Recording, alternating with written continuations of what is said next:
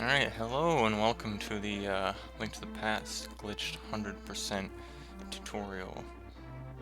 Um, so how it's gonna work, I'm gonna basically just play through the game on the practice act. I'll be explaining most of the glitches required. Things I won't really go into much detail in are the stuff that's kind of similar to NMG, 80% NMG. Because I'm not really good at that or qualified to teach it, and it's kind of redundant. There's a lot of good resources anyway. And I won't go into much detail on overworld clipping. If you're not familiar with that, you can check out Super SKUJ's tutorial, because he explains it better than I can. Drop a link in the chat there, it'll be in the description after. I will be explaining the door glitches and stuff, but if you want to know more, you can watch Tojso's tutorial on that.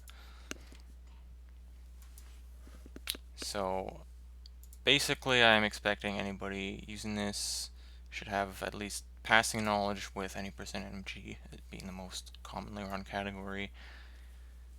And yeah, like basic knowledge of like some overworld clips and stuff. Just like the most basic glitch stuff, which you can easily learn from Super SKUJ's tutorial there. So let's go ahead and start.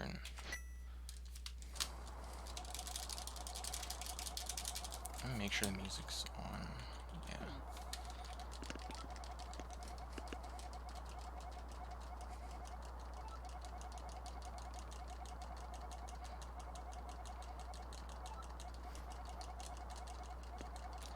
So the beginning here is just gonna, start off like literally any other category of this game.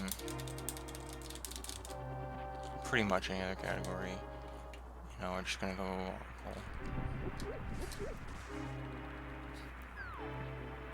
and once we get into the castle, that's when it's gonna start being really different from other stuff, because we're gonna use EG to get through escape much faster.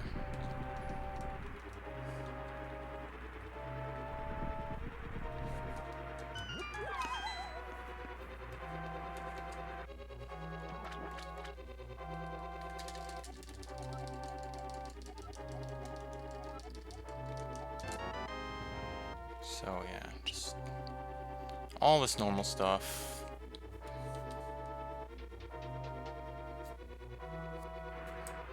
So I am gonna explain some stuff that is in like NMG Hundo, because not everyone runs that. Alright, so just gonna be a safe state here. So the first thing is to get EG armed. You're gonna want to go up to the ledge up here and do a save and quit in midair. So the first thing kind of to look out for is those guards, because they can have a lot of different RNGs. If they kind of get out of the way like this, you can just go straight up to the stairs. And this guy at the top always will go straight right over to here. For some reason, he doesn't seem to have any RNG to his movement, but these two other guys do. So a lot of the time they do get out of the way, sometimes they block here, and then you want to just like go around the torches, basically. Or maybe one of them will stop like here, and you kind of have to move to the side a bit, but yeah. So you're gonna jump, and as long as you hear that jumping sound when you press select, you're fine. This is gonna arm EG. So even though like he's barely started jumping, it's fine. Anytime between you hear that jumping sound and I'm actually like touching the ground, and there's a sound when he lands, as long as you save and quit there, you'll get EG armed. So then we're gonna go back into the castle and use EG. So what arming EG does is it makes it so that when Link kind of lands again somewhere else, typically by getting damaged or putting into like or bonking with the boots, then it'll activate the EG and put him on the lower layer. So it's very important here that you're not getting hit by anything, because if you get hit by any of these guards, then that'll cause me to lose the EG. So like that guy just walked in front. I was supposed to make a safe state earlier.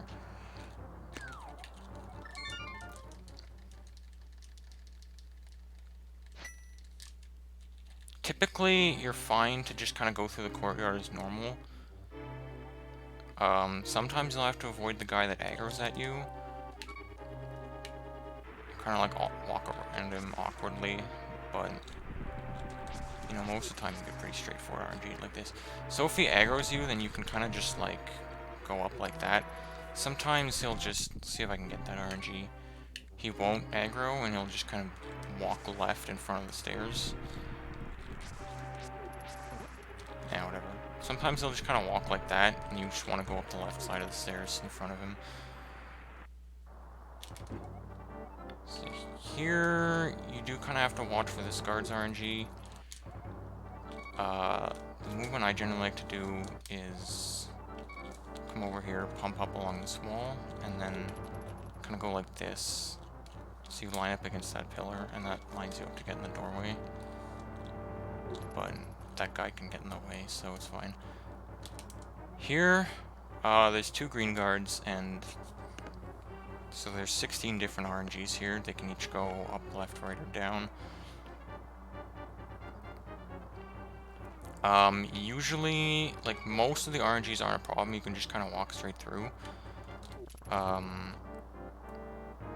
see if I can get it where the right guy goes up, because that's one where you have to do a particular strat. And so if that left guy goes left, generally he aggroes you. Or down, I guess, he also. I can't seem to get the right guy to go up. There. So he goes up, so typically you just kind of want to hit him and go up like that. Even if he goes up all the way to like right in front of the stairs, like here, you can still just hit him and walk through him because he has invincibility frames, so he won't hit you.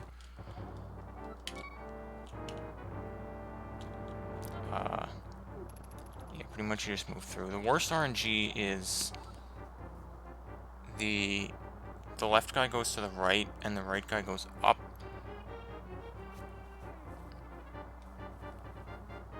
Because in that case, generally, kind of they're just like right there, and you can't get them out of the way. And one last thing to look out for is that we're gonna need that blue guard to keep moving down as he does. So like, if you want to like do that and like try to hit him out of the way and clink the sword, you get the blue guy's attention, and that's gonna mess this up because you need him to move south to get the EG that we want. So at that point, I guess you can just reload in that room up to the north. I would just reset personally, but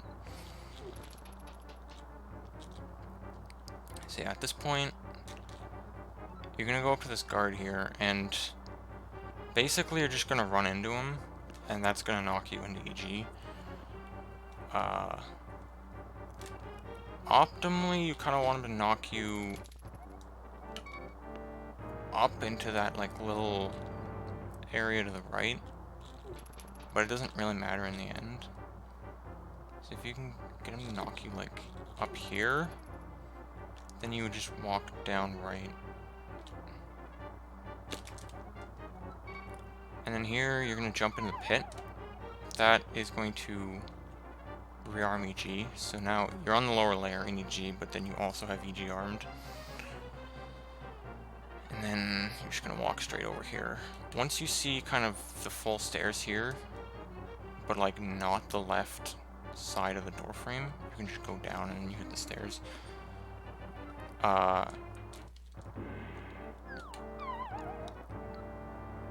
If you make a mistake, you can kind of just like find your way back. Like say you go too far like this, then you kind of want to just like move back, and then you can do that. If you go like, if you somehow get like really messed up,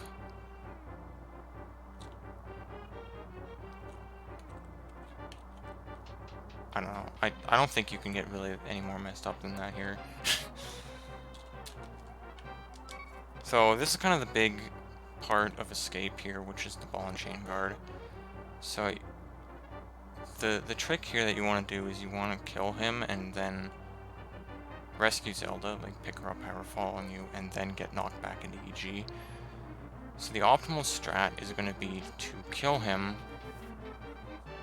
while keeping the green guard alive so that you can use him. So like this, assuming I don't get hit. Alright. And then after you do that, you like clink over here so that he comes, so he aggroes you, and then you can go get Zelda. So here there's different things you have to do depending on the green guard's RNG. So you can move left, right, up, or down.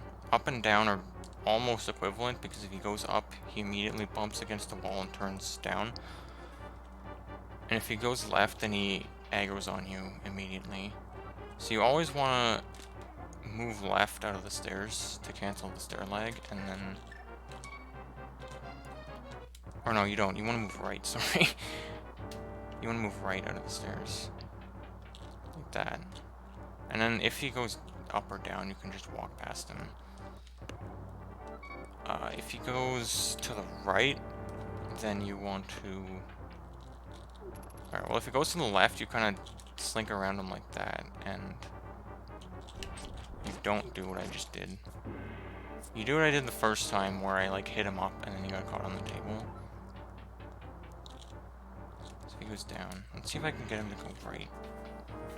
If he goes right, you want to just walk below the table like this.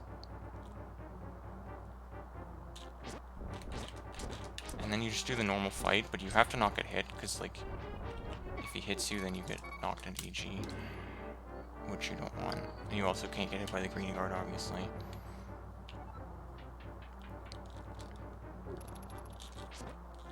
Sometimes the green guard, when he goes left, he will just kind of hit you and you won't be able to slink past him. It's based on his kind of pseudo-random length of doing a stutter step before running after you. If he starts moving too quickly, you can't really get past him and then he just hits you. So that's kind of the more optimal strat, is to do that and 8/ the guard, the ball chain guard. But it's kind of risky, and you might end up resetting a lot if you get hit, or if you're not like perfect at the B and C fight. So there's a safe strat that loses somewhere around 7 seconds, which is basically you just kill this guy, and then you throw 2 pots at the ball and chain guard. And you want to move, like, when you do 2 pot, you want to move like all the way right there, because that's gonna like load him on screen, and then he starts moving towards you. So you would kill that guy, and then you would hit this guy with 2 pods.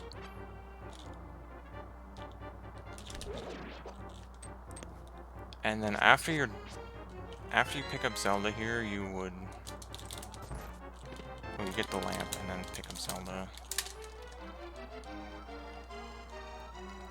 And then you would just save and quit.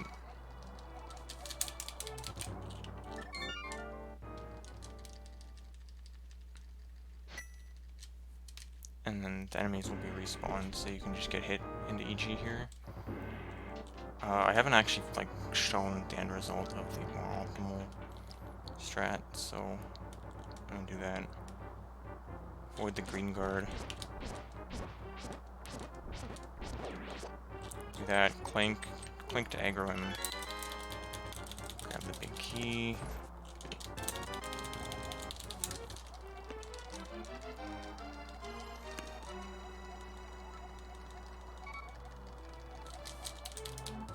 And then just have him hit you. Now, there's something to watch out for here, is that, like, I had him hit me while I was in the door of the jail cell there, but the thing is, the jail cell bars, you can't walk under them in EG.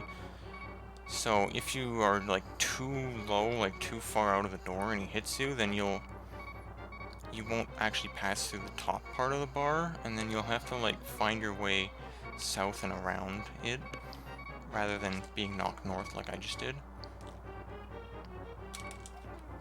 So now I'm in EG with Zelda. At this point, we're just going to drop her off to Sank. So at this point, I'm going to just kind of... I'm going to try for a kind of specific lineup, which is to have... If you can see the 0, 0 of the arrows there, I want that, like, line of bricks at the top. There, I want that, like, line between bricks to be in between the digits of the arrow counter. And then that should mean that I'm right here against this wall. And why that's useful is it may be kind of hard to see, but you can see like a pixel as I'm moving up. You can see like a little gray bit on the wall, which is like the very edge of Link's shield. And that just gives me a cue of when I can start moving diagonal right at the end here. Diagonal up to the right. And then from here, you want to go straight north and then straight west to reach the sanctuary, which is actually faster than taking a diagonal path. Because all the rooms like in there to the east of this are dark rooms, and dark room transitions take a little bit longer to do than just these sliding transitions. Because what it's essentially doing is it just fades the screen to black, then slides, and then fades it back to light. So you just have to wait for those two fades in addition to the sliding, so it's you lose like, I think it's half a second to a second on every transition. So yeah, once you're up here to the Ganon drop room, you just go straight to the right. And now, just to the east of this room is the sanctuary. And what triggers Zelda's cutscene to have her dropped off is a certain timer that's set after the priest gets loaded on screen, which means you need to move high enough that the priest gets loaded. And so to do that, I'm going to start moving diagonal after a certain point of moving right, and my visual cue for that is roughly like this, like kind of like a little bit after the floor trim to the right of that door comes on screen to the right. I start moving diagonally upright. And as long as you can see a little bit of the stairs there, of like the raised part of Sank in the back, then the priest will be loaded. So you can do this, you know, like roughly here or whatever. Go up. And I can see a little bit of the stairs, so that means the priest is going to be loaded. And the cutscene will start.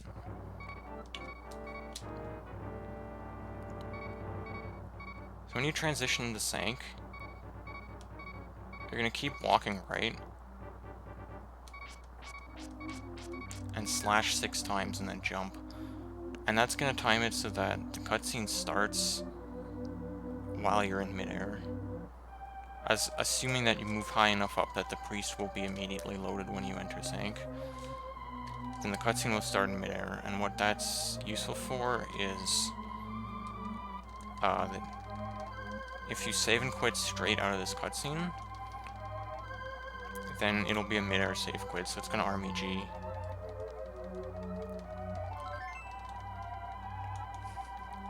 So kind of like towards the end of the cutscene like this, I start with like select, and then the menu comes up right away.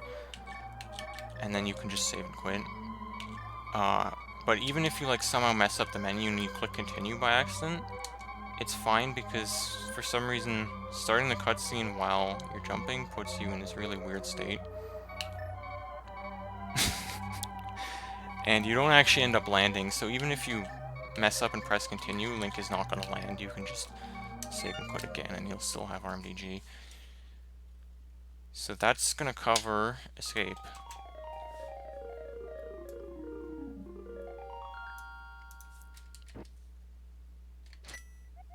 So to start Eastern off, we're going to start up at the house. And at this point we have EG armed. So again, this means that we need to not get hit by any enemies on the way to Eastern Palace. So it's fairly simple. I mean, here you're just going to walk out like this, and you want to be, when you transition over to the screen, you want to be lined up with these bushes.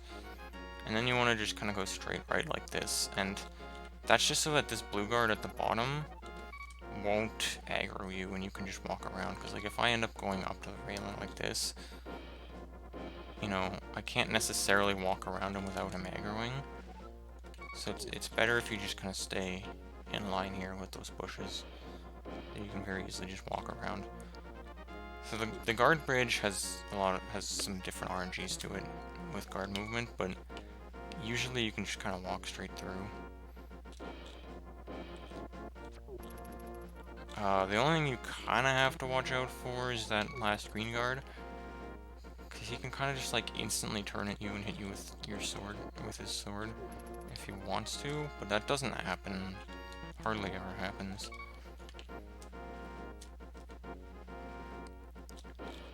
You kind of just like walk around them, and they're really not any danger. So the Eastern Overworld screen,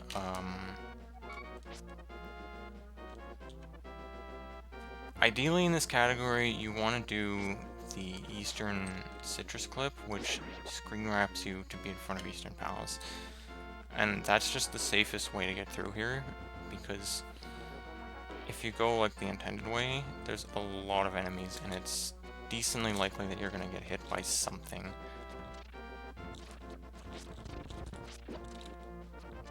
I mean, like, you can do it easily, but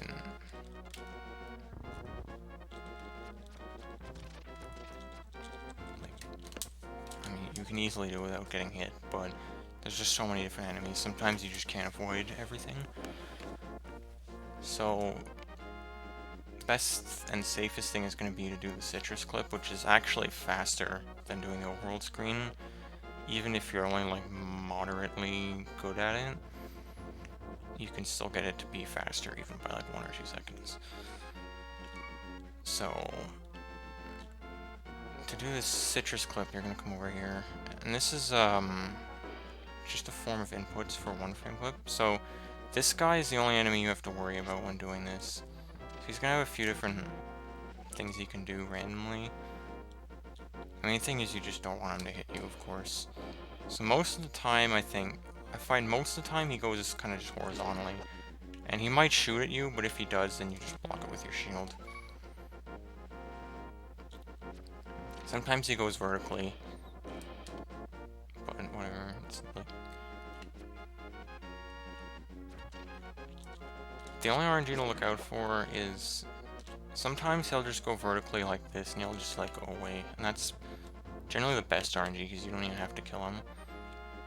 Sometimes it'll look like he's about to do that, but he's actually like here, and he like bounces back on this diagonal wall and then walks into you. That's kind of rare, but it's happened to me a few times, so it is worth keeping in mind. Pretty much just kill him, whatever. So for the Citrus Clip, there's going to be a spot along this wall where Link actually like moves into it by a couple pixels. So like there's one, but it's like if I'm here, say, and I'm just tapping left, he's moving diagonally until he reaches this point, and then he's going to move straight left into the wall. So at this point, which is kind of like, it's here, or if you're facing down, it's like the bottom of his shadow is lined up with that like second longer line on the bump. And in that position, you're going to move in those 3 pixels. So here you need some way to buffer your input. The easiest in this case would be select buffering. So you can just open and close the select menu to buffer frames. And thanks to my D-pad for kicking me out. And here you want to go up 5 frames. So 5 pixels up. For 5 movements up and to the left, which is 5 pixels left, 5 pixels up. And that is going to look like this. Not like that. I messed up. Messed up again. Like that. So then you have like that 2 pixel gap under the shadow. but there's like a clean corner there, not like the one straight gap like that. This is one frame too early, and that's proper. You can also do sword buffers, but that's hard, and I don't know how to do that for diagonals. Something like that.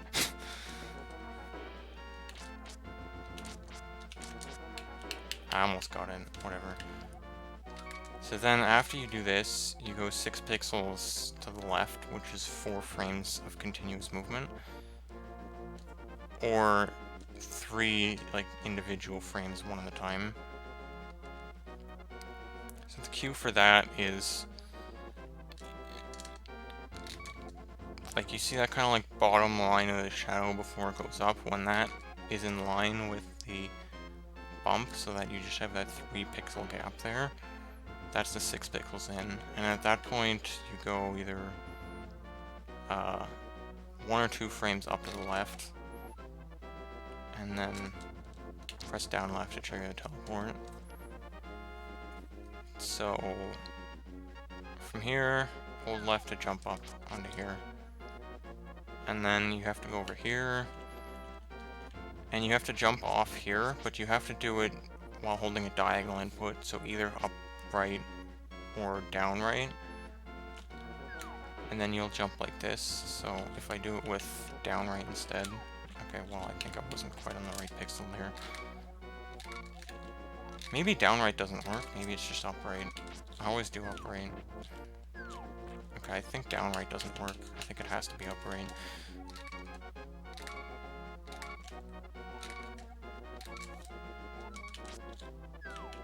So upright, and then here, right, and now you've landed in front of Eastern Palace. So the stairs up are at the left side of this like ruined wall here. Just go up and in. So,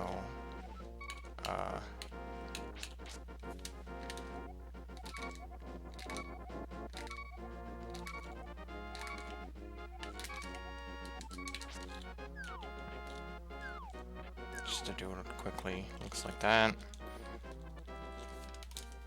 Simple enough. So I should still have EG armed, yeah. So EG will activate by jumping off any underworld ledge or a north ledge, specifically in the overworld for some reason, only north, or getting put into the bonk state, which is either dash bonk or getting hit by an enemy. So in Eastern Palace, basically just avoid getting hit at first because you have to use the EG. So it's very important in this room, if you jump down here, then you lose the RMDG. So I shouldn't have gone back. So you have to take the stairs down so that you preserve your RMDG and just like don't get hit by the cannonballs. And in this room, you want to go to the right side. So the EG is going to be used here to fall from the upper platform in this room to the right down to the lower platform, or down to the lower ground, to skip the loop around to the left. So you just want to walk in here and hit this popo. Just walk into him. And I mean, he starts to move just before you get to him. And sometimes you can move a bit to the right, but like you can just walk into him no matter what he does. And then you're down here, you just skip the whole left loop. So that EG is fairly important. It saves like 30 seconds. If you lose, I mean, if you lose it, it's not the end of the world, but it's like 30 seconds. It's just not like required for the route or anything, but. So the rest is basically the same as NMG, you just kind of go through from here.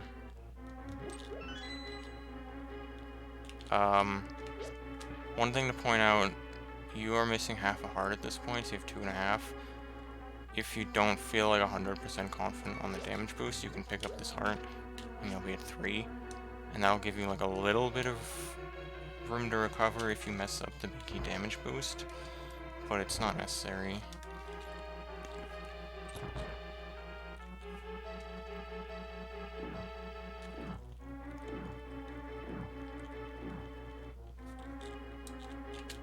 I'm pretty sure I'm gonna mess this up because I always do for some reason.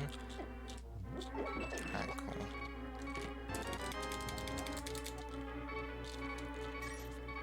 So yeah, just straight up damage boost.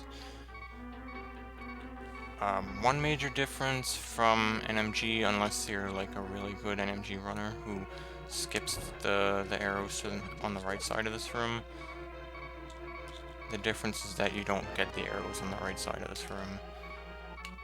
So, since most people get those arrows, you will be short 5 arrows, which means you do kind of want to pay attention going into Armos. Make sure you actually have 18 arrows. Ideally, you want more than 18 arrows so that you can use 1 in the next segment.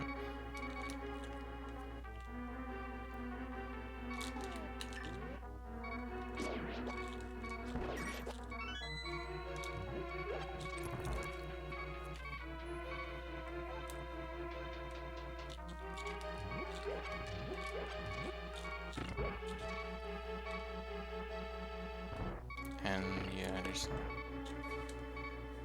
nothing really different about these rooms.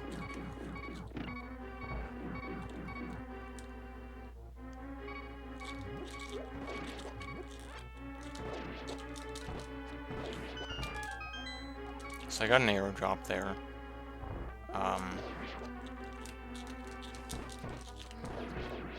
I mentioned that you do want to have an arrow for the next segment, but if you have exactly 18 going into Armos, I don't really think it's worth getting this pot.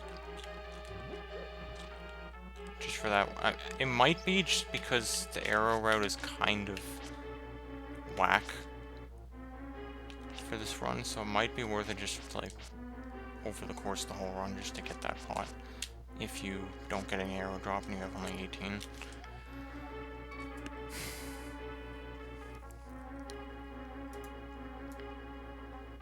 And I will demonstrate my lack of NMG prowess with bottom right Armos.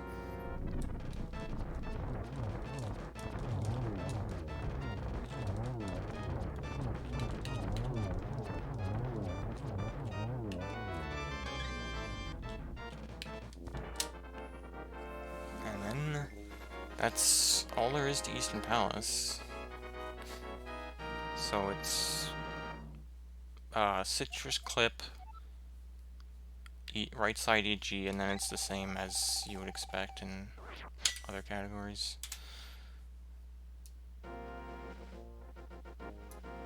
So, on to the mirror segment, which I've chosen to split up from the Palace Darkness segment. You could combine them if you wanted. But obviously, first thing after Eastern is to get the Pegasus boots.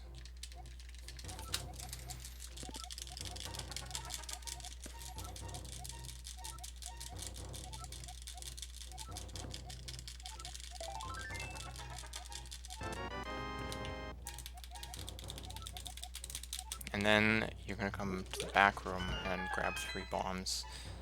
This is essential.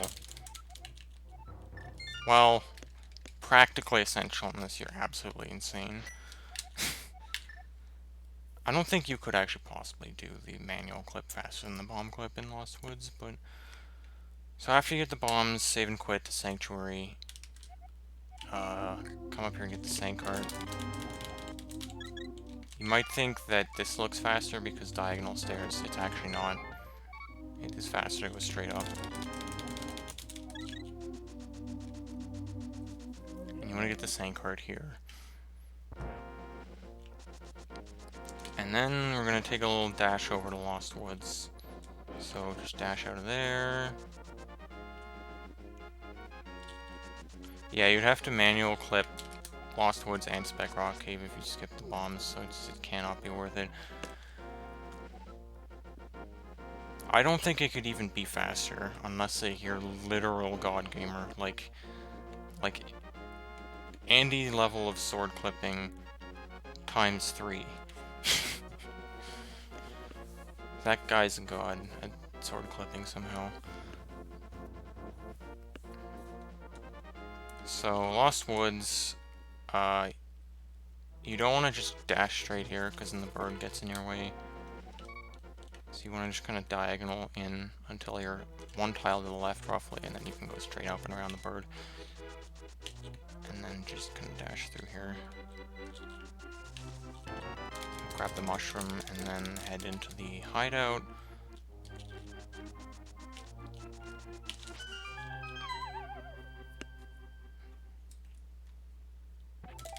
Grab the heart piece, quick hop, and dash out of here. So, this next room is the room that has the bomb clip.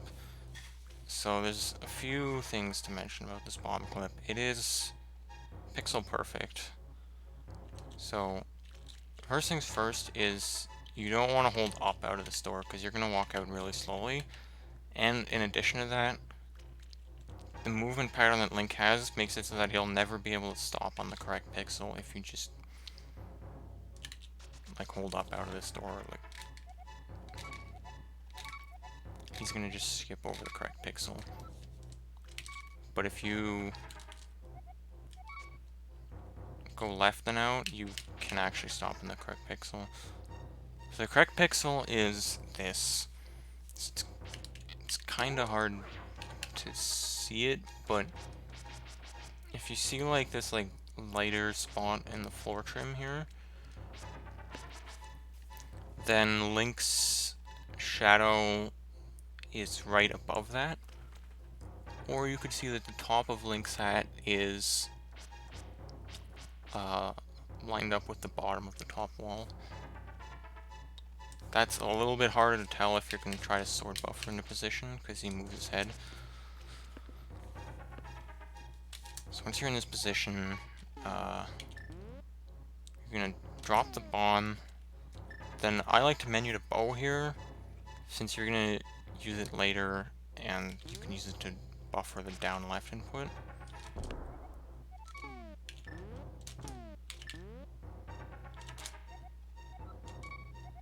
So you can tell that it's correct here, that you're in the correct position by looking at this thief's chin. So he has kind of like a darker shade of his skin color, and there's like kind of 2 diagonal pixels of darker shade on his chin. If those are like around Link's ear, then you are in fact in the right spot.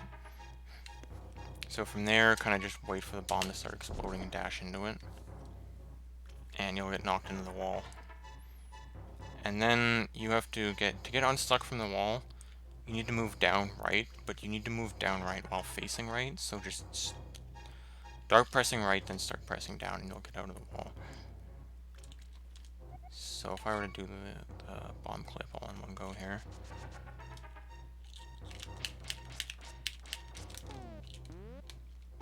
Nice menu.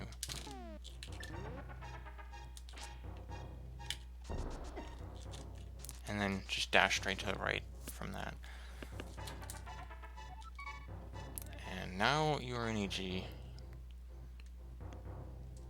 And we're going to head up to Meyer to get the King of Samaria. So in this room, for some reason, you're kind of delayed from pressing A to dash when you enter that room, so you kind of just have to press A a little bit later than you'd think. And then I like to go this way, north and then east. Josh does like east and then north. I don't think there's really any difference. So then after you come to this room, like you can't just go straight up because you're gonna do that. So you have to move right a bit to hop inbounds, but if you go too far right, then you'll run into the stairs. Right. So the visual cue I use for this is I just hold right until the anti-fairy is like near the wall like that, and then just dash north. So through the transition, hold right. When the anti-fairy gets near the wall, dash north. And I mean, it's a huge window because you can dash, you can jump in any of this spot and it's fine.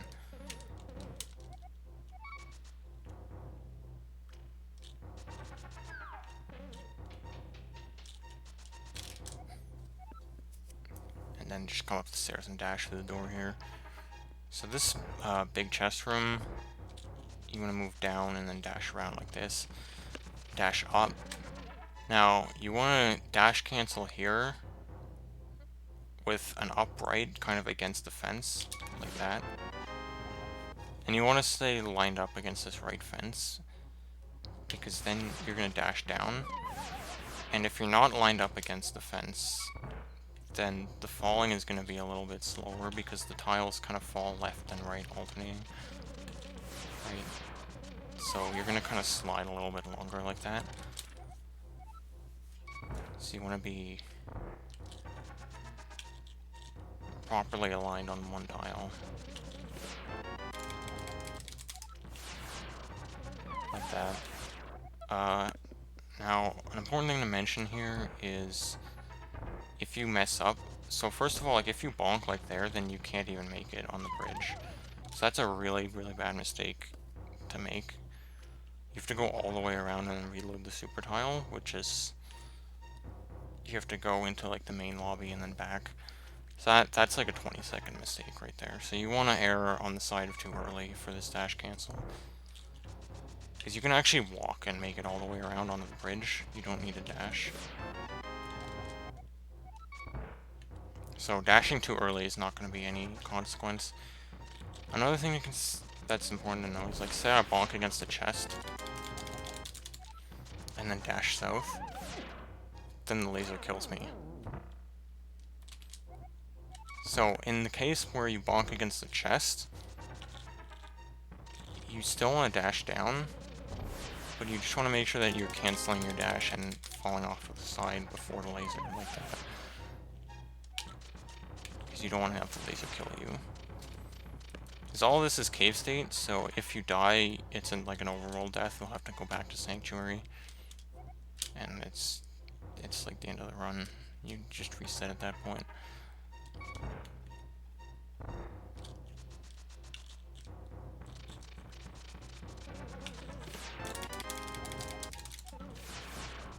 And of course you want to dash here, you want to dash down, because you want to go through that middle door, because it's a lot faster than if you go through the north door. You have to hop down and go all the way to the south door, and then go back up, because you need to be in the middle of the lobby, roughly. And dashing south is faster than just letting the screen scroll the whole way.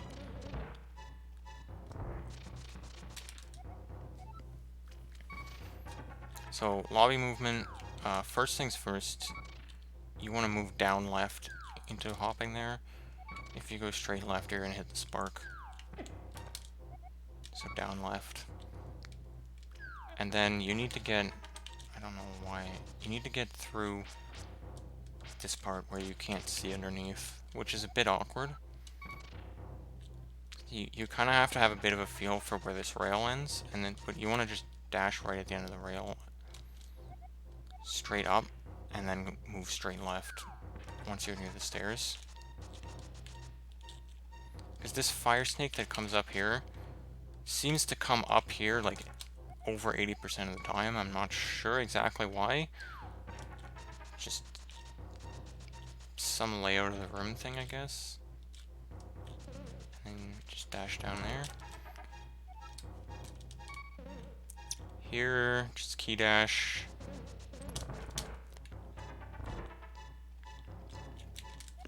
So slug room. Slug room shouldn't be any different than an MG. The only like major thing is if you hit a bomb slug, you die because they do 4 hearts of damage, and 3 is the most you can have at this point. So most RNGs let you just do the normal strat where you just dash south and then east. But sometimes they can get in the way. So you just want to watch out for that.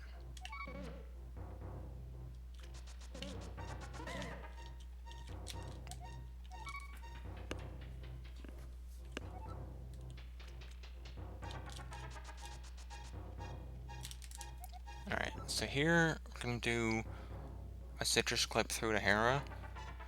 If you're familiar with all dungeons, you might know that there is a bomb clip to do this in that category, but that bomb clip requires the wall to be moved, which is extremely slow. So you have to do a manual clip here, and the easiest way is going to be to do a citrus clip. So it's the same inputs as in Eastern Palace. The cues are different, obviously.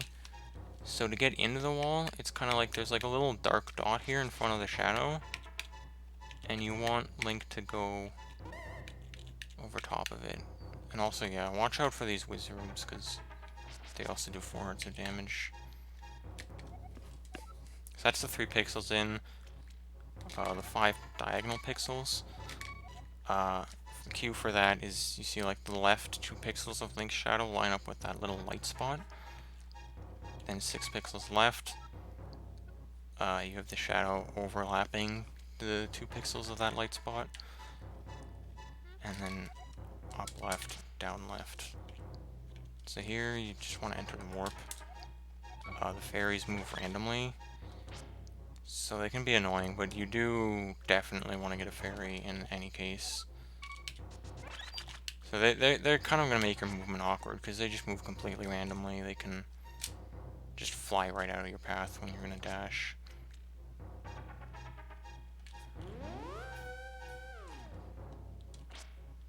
So once you're in Hera, head over here and get the Moon Pearl.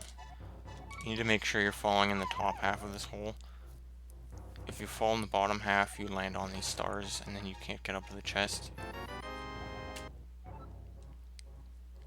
And then after the pearl, you just want to fall down to the first floor. You want to walk into the holes cardinally, because walking in diagonally has this like weird like slowness to it. So you should just walk in cardinally. Same here, you want to move over a bit so you can just walk straight in.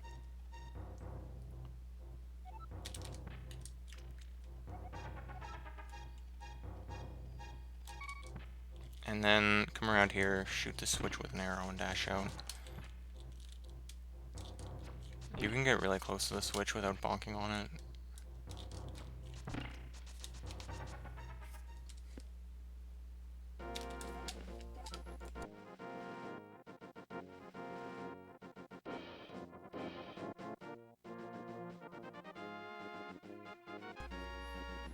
Alright, so the next step is just to hop down to get the mirror. First we're going to get the heart piece on top of Spectacle Rock.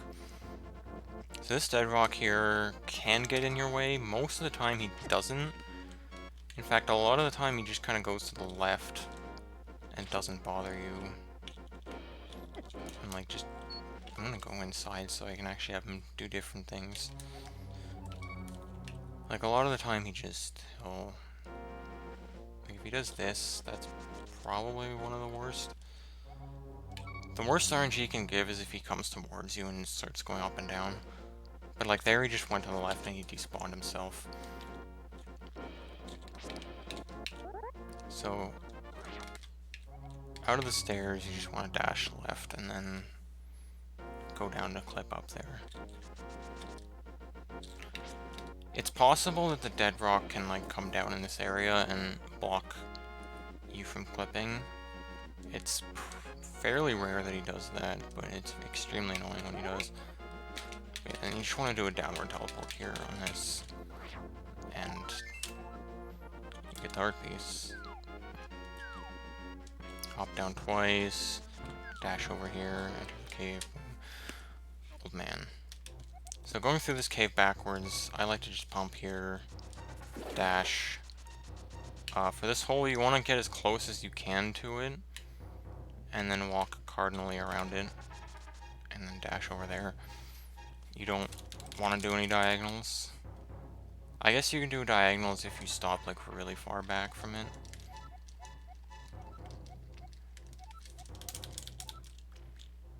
And then yeah, you just take the old man out like you would in an MG.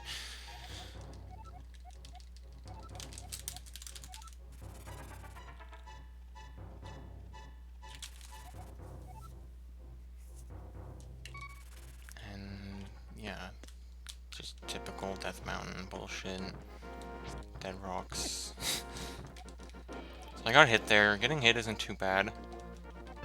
As long as you have more than 2 hearts heading into the cave up top, you should be fine.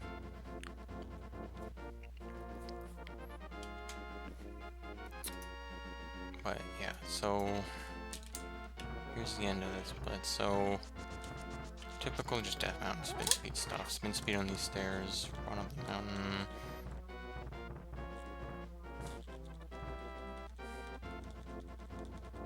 So when you come here, we're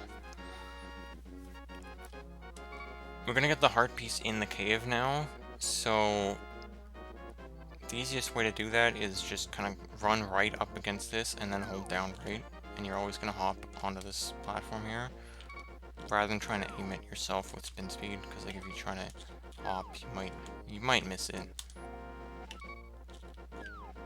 Like that. Just run up against this and down. You can save 5 seconds by hovering over the heart piece if you really want, but it's kind of stupid.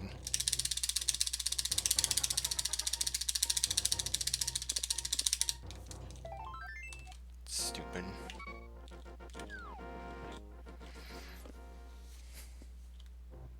So this cave, you just want to like dash along this wall here and go up the stairs.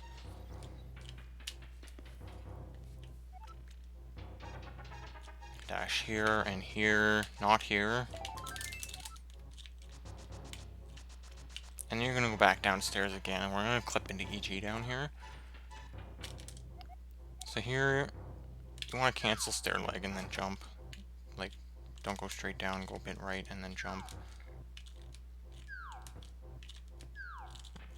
I guess if you go too far right, then you bump against the stairs and you grab this instead of quick hopping. I don't know. You can dash down here. So this bomb clip is more typical of bomb clips, and it's a 3 pixel window. So I'll show all the 3 pixels that work. So this is the top one. It's based on this like little like light pixel and then dark pixel that's right below my shadow now. So this is the top pixel that works, and then covering the light pixel works, and covering the dark pixel works. Like that. These 3 pixels will all work for the bomb clip. Once you're in a good position, dash turn left, drop the bomb, come down to the bottom wall here, and dash into the explosion. So typically I'll use the menu to the bomb to buffer to see where I am relative to a good position, and then do this. Now it's important to mention that you need to have a bomb after this. So if you mess up the bomb clip and you only have 1 left, then you're gonna have to do a citrus clip on this left wall instead. Which I'll explain the cues for it later, because there'll be another citrus clip with those, with like lower cave wall tile set coming up in just a little bit. So here, once the bomb clips you into the wall, I'm gonna press up then left, and now you're on the other side of the wall. And I dropped the bomb, which is great. I like the practice hack.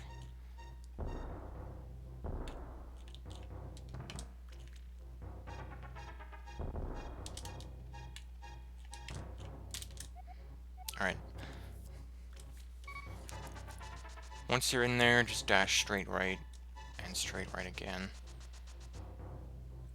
In this room, down right. So here, you need to go into the back of the stairs here, like we did in Escape. There's not really a good visual cue for this. I kind of just go by feel, like that. But what you can do is, if you go too far, then you go back until the arrow counter lines up, and then you can go in. But like, you have a fairly large window to hit it, because like Link nudges around corners, as long as you're 7 pixels or fewer away from the passage in either direction, so you have almost a 2-tile window to hit the stairs here. And like, even if you just like see the arrow move slightly like that, if you can react quick enough, you can just hold down from that and he'll nudge into the stairs. That's fine. That's not what I wanted. So here we're gonna do the first Samaria glitch in the run. So assuming you followed the route exactly, you will have a good variable set for this West Samaria glitch, set from the Meyer Torches room. And yeah, just, I mean, you shouldn't have any issue of setting it to a bad value. So the premise of a Samaria glitch is you need to be like on the transition and have a block on top of you. So like this, but on the transition, and then when you try to move, like this is gonna happen.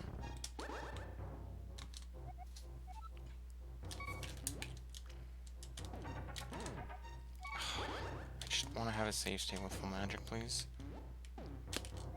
Alright. So how you get the block in there? So what you do is you want to hold out your sword facing down, and I kind of go in the door a bit and back out, and that lines you up properly vertically. Now, for west specifically, you have to be 1 pixel out, or else the block goes on top of you. So like this. Once you're like this, you kind of move into the door, and you can pick it up from the side, and you can be really far away and still pick it up like that. Like, he wasn't even in front of the block at all, and he was able to pick it up. So from here, once you're kind of in the doorway with a block, you can snap. What you can do is you can use it to snap to multiples of 8 pixels. So in this case, you want to throw it in facing any direction, not any direction, up or left. In this case, I would do up. So throw it up, and while it's midair, I'm going to move further to the left. And I hit the transition by accident, which doesn't screw up the glitch, I just have to start it over. So throw it up, and then move further left. And then from here, I'll turn around, pick it up.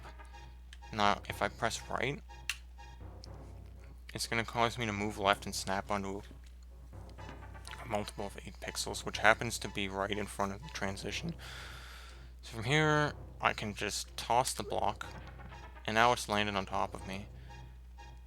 And now I just take the transition, or attempt to, and that caused the Samari glitch. Which in this case causes that door to the south to open. Now, when you do a West Samaria glitch and some other Samaria glitches, you get kind of a slow speed, like the speed of pushing the block. You can cancel that just by tapping A to use boots. So, even though the glitch opens the door is still there until you transition away and back. And now it's gone. So, I'm gonna do it again quickly, just so you can see it quickly. I'm gonna hit the transition, reset my speed. I don't know why it took so long to work. And then I can go down here. And this will let me pick up the red mail. So getting the red mail super early in this category is really nice. It's one of the things that makes this a really not too hard category to get into.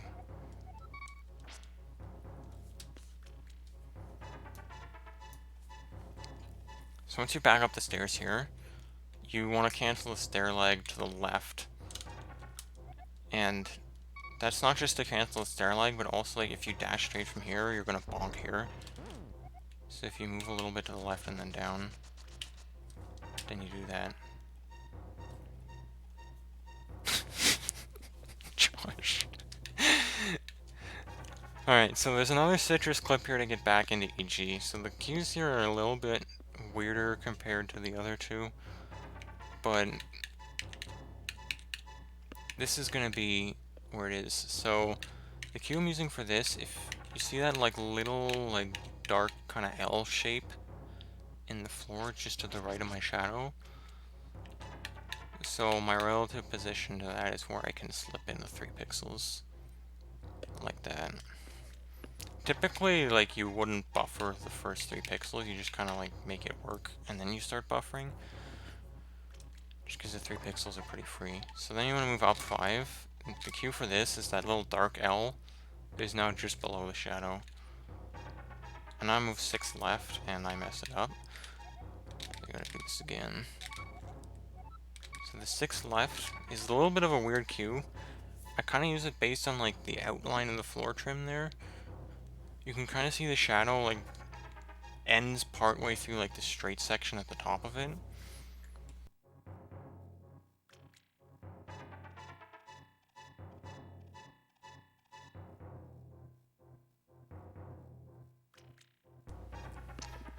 And then yeah, from here, up left 1 or 2 frames, and down left, and now back into EG. And from here we're going to head to get the hammer. So transition down and down again, and then left. Now here there's some fairly specific movement, because you need to get Link to be right up against the top transition here. So the easy way to do that is you're going to just dash straight left, and it's going to cause you to bonk against the corner of this lower level wall. So after you bonk, just move left until you can't move anymore. Right? When you see the screen stop scrolling, you're right up against it. And then just move up a little bit so that your left will make you nudge around the corner now. And then kind of move left a little bit. The cue I use for this is if you see the where the wall kind of comes back to the left there, if you can see the top of that wall completely, then you can just dash from south and bonk against that corner, and now you're up against the top transition. I'm not sure exactly what the pixel window is for this corner, but you want to be careful, because if you're too far right, then you're going to dash like south, and that's going to mess up the cue. It's going to make it kind of hard to recover. And if you're too far left, then you kind of just dash into this room, and you are screwed. There's no way out of this besides save and quit.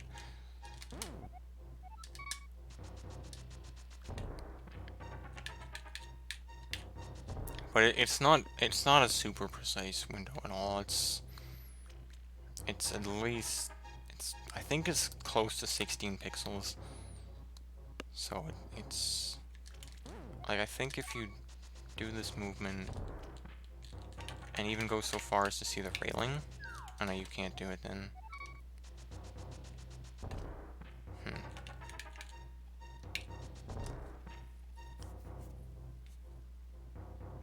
Anyway, once you're up against that hot wall, dash west some more. Do not move north or south at all.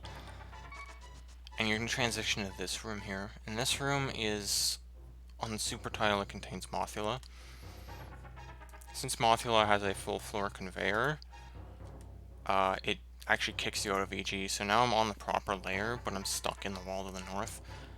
If I press down, it's going to kick me up and make me hit the transition. So I get into the dark maze here on the proper layer. And now you can just move up and get the hammer. You definitely do not want to get that key. It's actively bad. Alright, and then just come around here, bomb it. There's a couple ways you can do this bomb. Josh uses a different setup than me, but he's a braver soul. I just drop the bomb at this corner and then throw it when I'm beside this rail, and it hits the door. And you can get the hammer. And at this point, you just walk out of the dungeon to reload it all the way backwards through the dark maze. This stretch here is the only stretch where it's worth dashing in the whole maze. You have the mushroom out so you can honk it a bit if you want.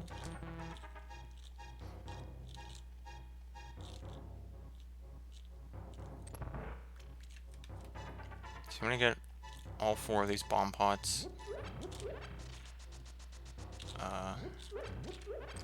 Something like that. So here you want to switch to the mirror. You're gonna need it later and you do some slight optimizations with it. If you have very few hearts at this point, like 1 heart, or if, you know, less than you're comfortable with, but pretty much absolutely if you have 1 heart, you can get this safety card. It's pretty slow, but if you're in a really bad situation, you can get it. You can mirror erase that block. I don't know why I messed it up. But you're in cave state, so the mirror is not going to do anything. You can just mirror erase the block.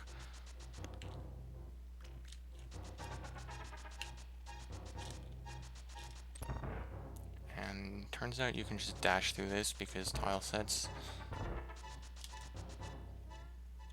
And then you exit the dungeon. To get back in, you press down. Do not press up. Alright, so at this point, it's time to go to Helma, and you do this with statue drag. Now this is one of the trickier things to explain in the run. So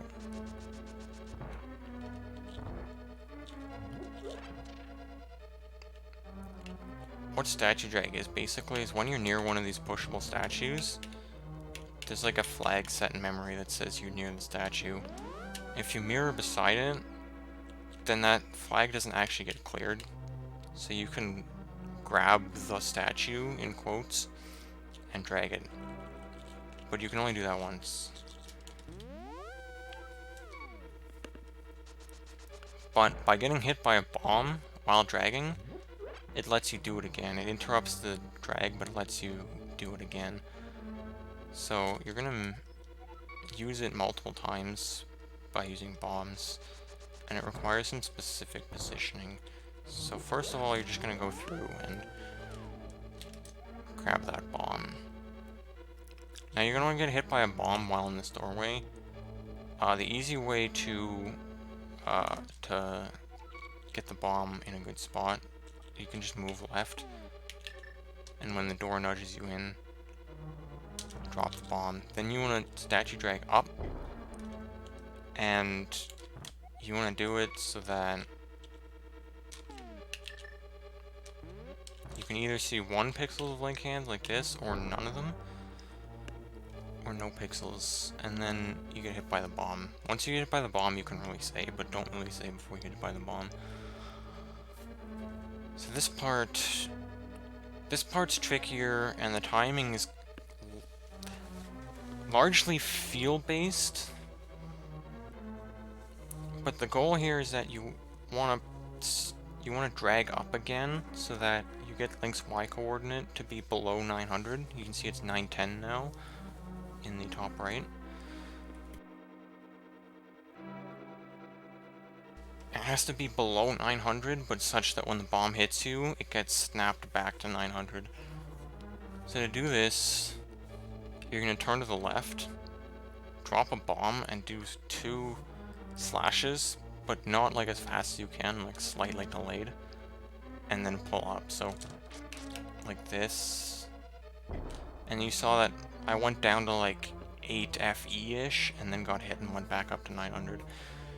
So if you successfully do this, then this camera will be unlocked.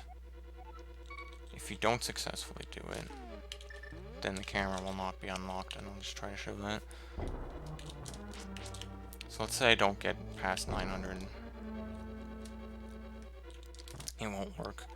It's also possible to go too far, such that the bomb hits you and makes you snap to 8F8 instead of 900. And it also won't work in that case. So you don't want to be too fast, you don't want to be too slow. gonna work. Once the camera's unlocked, you can go really far into the entranceway, and then you just face up and drag down. And once you can see like the bottom of that pot in the bottom right, you can release and just go through. So from here, you want to grab that bomb. Now, in most cases, you can grab this heart. It's not really slow to do it because you have to do camera correction. So to grab the heart, you want to just immediately go down to it like this. And you want to have kind of Link like halfway in the ceiling here, and then just the heart pot's right there. If you move the camera too much, then the heart will despawn, you won't be able to get it. But after you get the heart pot, you can just go straight up, lift the pot, hit the switch, get the bomb. Then you have to correct the camera here.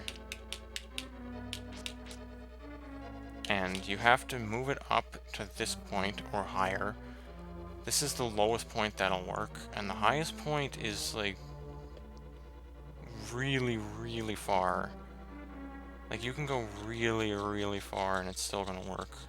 Like this will probably still work. Yeah. So this is what it should look like when this step works. So now you have to hit the switch again and go through the door again, but you cannot scroll the screen up even 1 pixel.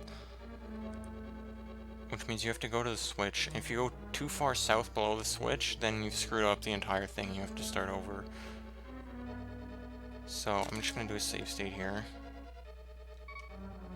So if you hit the switch, which is in line with this third like ornament at the top of the wall, I don't know what you call it. You can hit the switch and go south. And then you'll be like in the room like this. But if say you go too far south and you move back up, then wait, why did that work? I don't know why that worked. That should not have worked. Anyway, you'll be stuck in the wall like this. Maybe someone can investigate why that worked. It's probably like an exact multiple of 16 pixels or something stupid like that. So once you do that, you're just gonna dash south, and then you're in Helma. So now you're actually in the room that has Helmasaur. The camera's kind of offset a bit, so it looks like you're in the room above.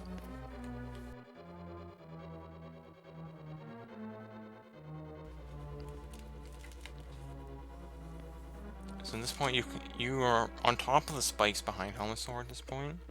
So to get out, you want to go left and then up left, like that.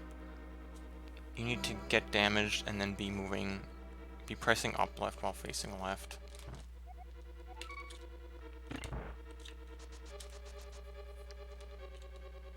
And you can get out like this. And then you want to just hit him with hammers. There is a strat you can do where you can hit him with 1 bomb from the top of the room here. I'm not too experienced with it. I think I wasn't fast enough there.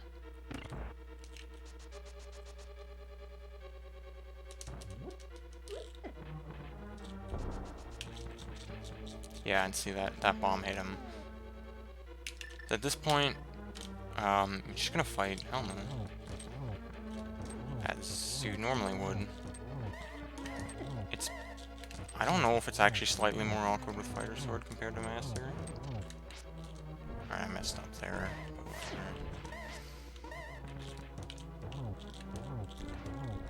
So you can still do Hammer Phase 2 strats with Fighter Sword.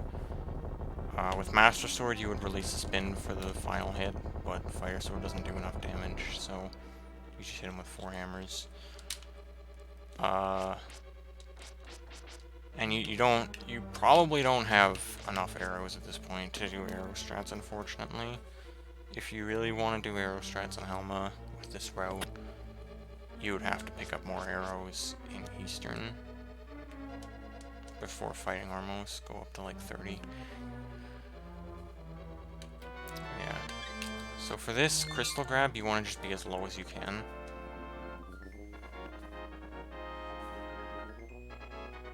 Because the north-south camera's broken, anywhere you catch it, it's going to be a short rise like that, so you just want to catch it as low as you can. And I'm going to skip the text because I don't give a shit what she has to say. Alright, so moving on to thieves.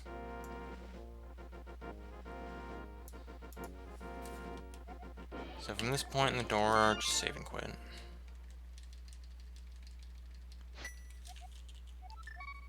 At this point, we're gonna go in the Dark World portal and then do a DMD, which is Death Mountain Descent. So to get off the Dark World Death Mountain into the normal Dark World, which is a way to get into it early without Hammer or Aghanim or whatever. Well, we have Hammer, but no glove, no Aghanim killed. So the optimal way to do this at this point is you're gonna go here and do a spin speed and then just walk through here, and now you've jumped up to the top of the mountain, so you can tap up to, you have to tap up to get unstuck from the wall, then just hop down and find your way here, and the portal's right around here and the bottom left of like this wall section here. Now because you screen wrapped Death Mountain, the game thinks that you're actually down here, south of like the sanctuary area.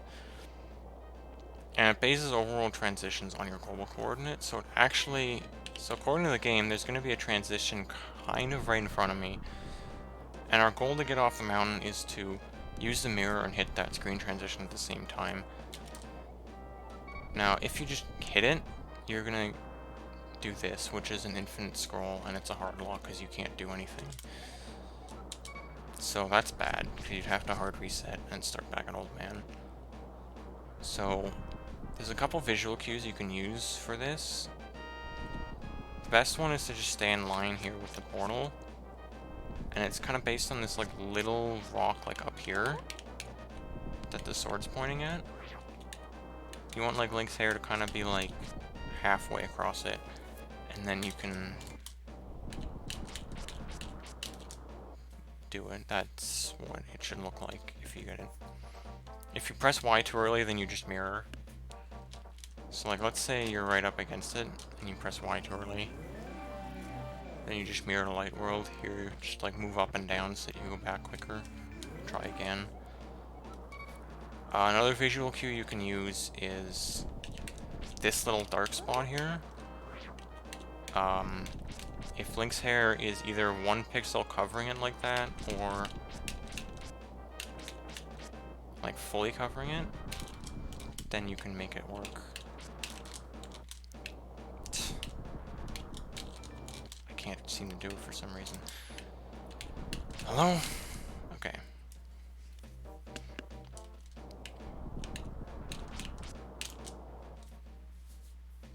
Cool.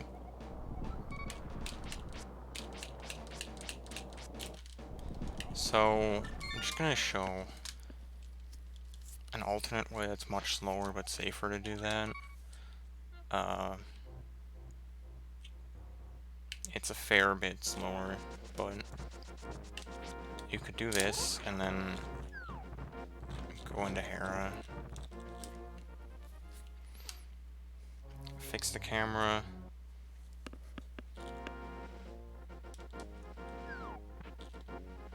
this is just like if you're not too confident with that, because kind of the hard part is lining it up without triggering the transition by accident. And then you would do a spin speed here, walk up, and go down. And this will also get you off the mountain, but it's obviously a lot slower than the other thing. So definitely try to do this. Since you're down here, you are down here now.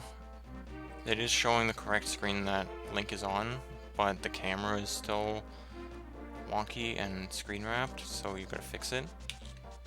So typically I would dash here along the pond shore up to like here above the trees. shouldn't be mentioning the visual cues I use for stopping. So I stop around here and then dash south. And on the dash south,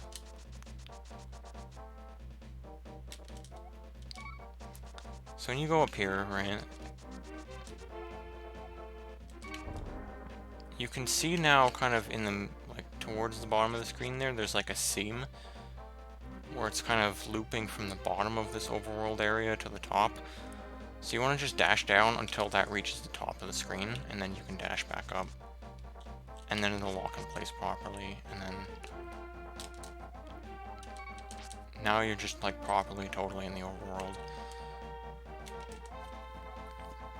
And you're gonna come up here and get the bumper cave heart piece, which is just gonna be a clip. Those moblins usually don't get in your way. Sometimes they'll come up here and bother you. So on this third bump here, do a downward teleport.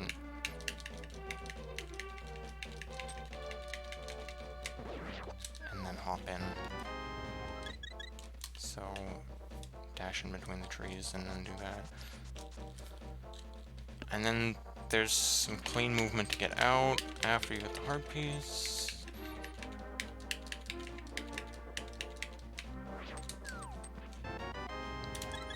This heart piece refills you, which is really convenient. So to get out, you're gonna hop down here, dash under the sign, and then between the trees. Pretty simple. Dash down here. So one final stop before Thieves Town is to get the money from the C-shaped house, which is going to be used for the mini games after Thieves Town.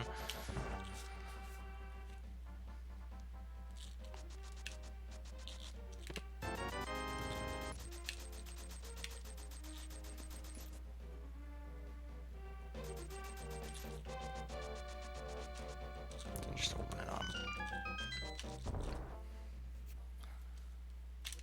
Alright. So Thieves, largely going to be the same as an MG. There's not a whole lot you can do in the way of glitches in the dungeon. So the main big thing is right at the beginning here, and this is the rail clip to big key. So what you're going to do is if you can clip through this rail far enough, you can bypass this jump trigger and use it to EG down to the big key here. So there's a couple different ways you can start this out. The way that I like to do it is you want to start kind of like this with like the shield in front of it. Then you have to buffer. You have to do only diagonal inputs. See, you want to do sword buffers or something. You could select buffer this, but it would be pretty slow and it's not very precise. So it is better to use sword buffers. So you go down, and then up, and then down, and then that's it, you're through. And once you're through, you can hop like that.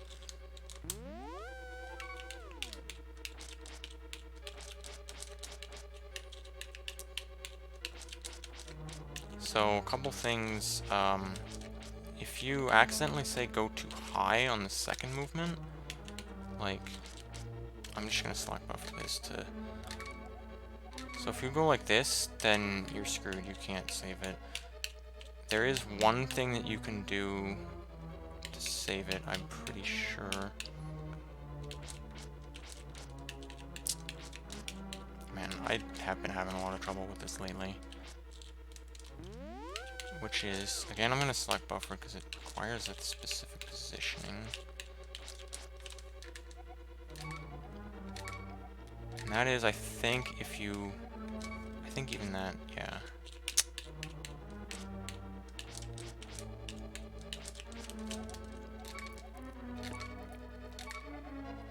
So, like this. If you get into this position, then if you try to move down left, then you can't move. But if you hold out your sword, you can actually move down a bit, and then you can move down left. But it's only for that one specific pixel that applies.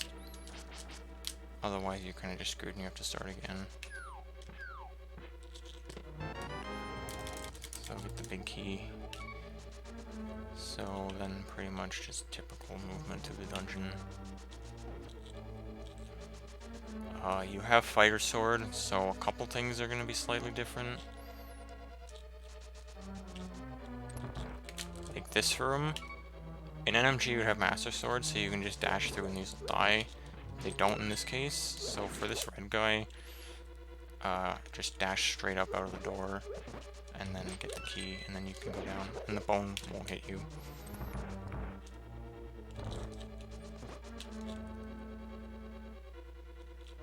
I go down here because I'm dumb and a baby.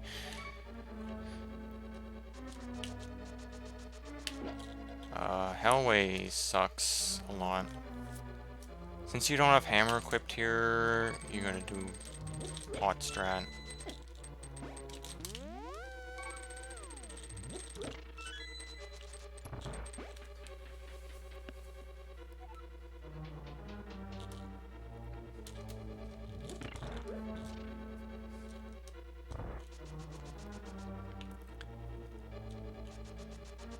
So the other thing that'll be very different about this dungeon is... I hate everything.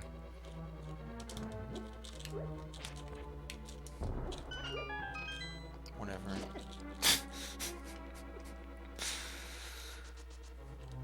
Is that we don't have gloves, so the big block room in the basement, you will have to kill all the enemies instead of just lifting the block.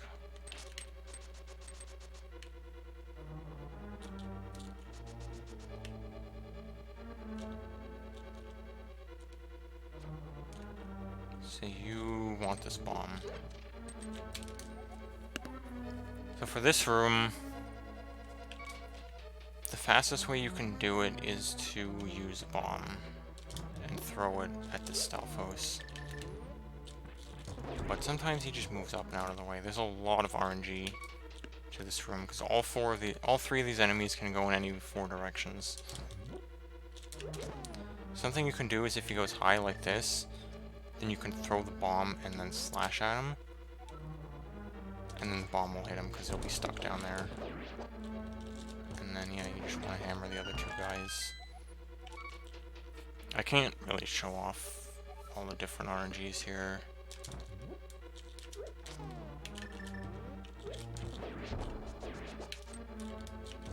Yeah, something clean like that, I guess. This room, you ideally want to dash out of the door without moving, so that you can be right in the middle of the conveyors, like this, and then just go down. If you go... I should be like here, because otherwise the blue guy's going to be sparked up. If you go like too far, then you're going to have to adjust to not fall off. Same thing with going not far enough.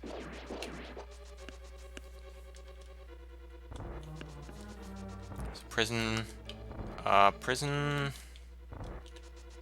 it's not worth going for the dashes because fighter sword won't kill these blue guys. So a lot of time you'll just dash and then they'll be in your way and they hit you. So just walk and hammer if they get in your way.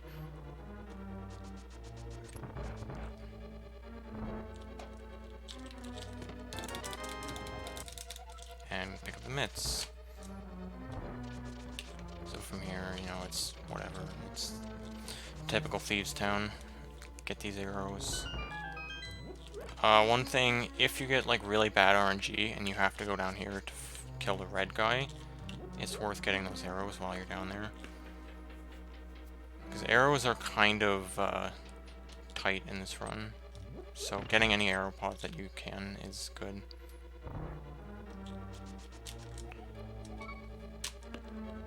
So blind is scripted. Nothing new.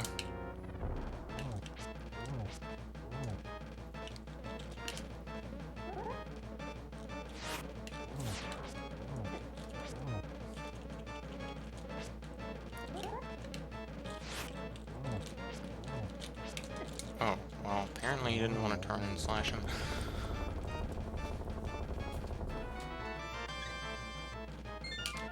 Nothing new there.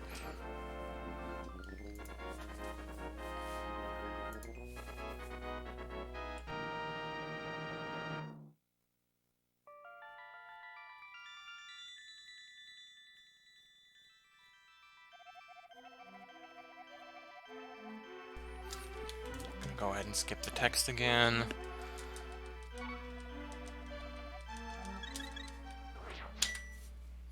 Alright, on to the chest game, which is one of the best splits in this run, where you open chests and hope that you win. I'm just gonna keep loading the state until I get first try, because you can get arrows and bombs in the chest game, and I want to keep the tutorial with, like, sparse resources that you would typically have if you get first try. So, you're gonna go up talk to this guy. You can mash with AX and Y. And then you want to open these two chests. Oh, and I got first try, cool. I'm glad I'm doing this in the tutorial, not an actual run. Yeah, so you want to open this chest, this chest. Don't do this. Don't do this. Open these two.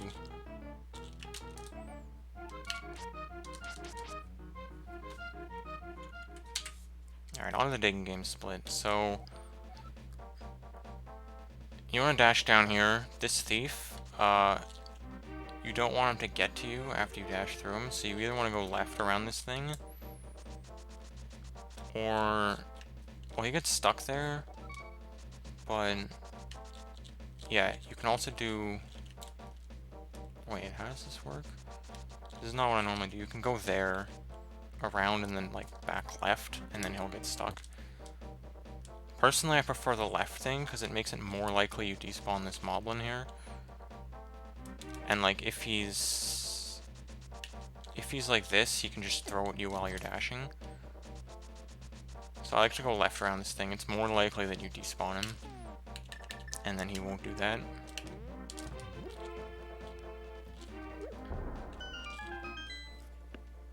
So from here, you can get the red boomerang. As long as you do not own a boomerang, that chest contains a red boomerang.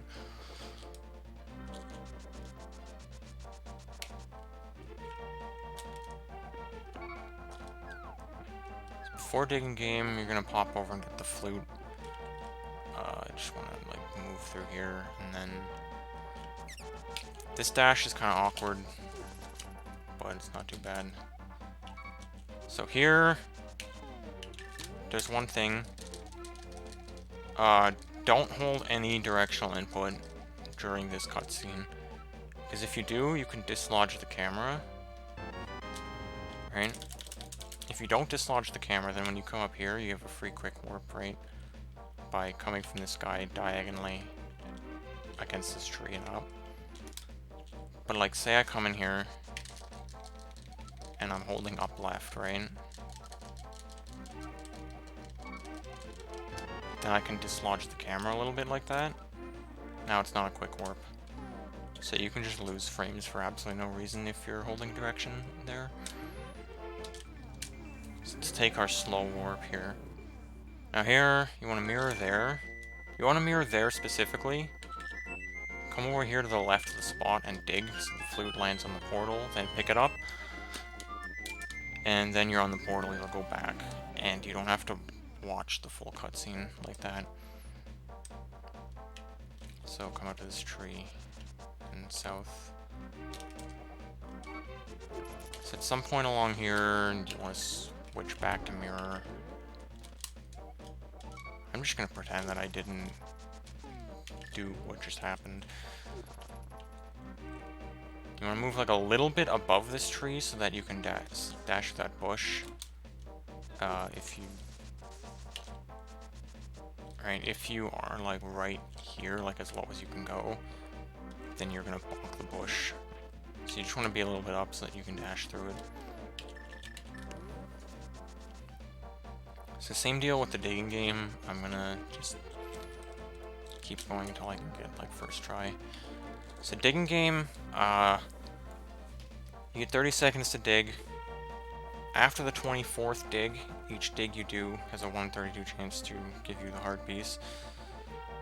There's a strat to get 38 digs in the game that I am not practiced with, but I'm going to show a pretty easy strat to get 37 digs. And it can actually still do 38 if you're really, really tight about it, but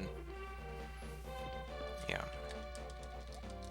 Hopefully I don't mess up. So basically, you want to just stay tight and dig kind of 2 rows at a time, alternating diagonally.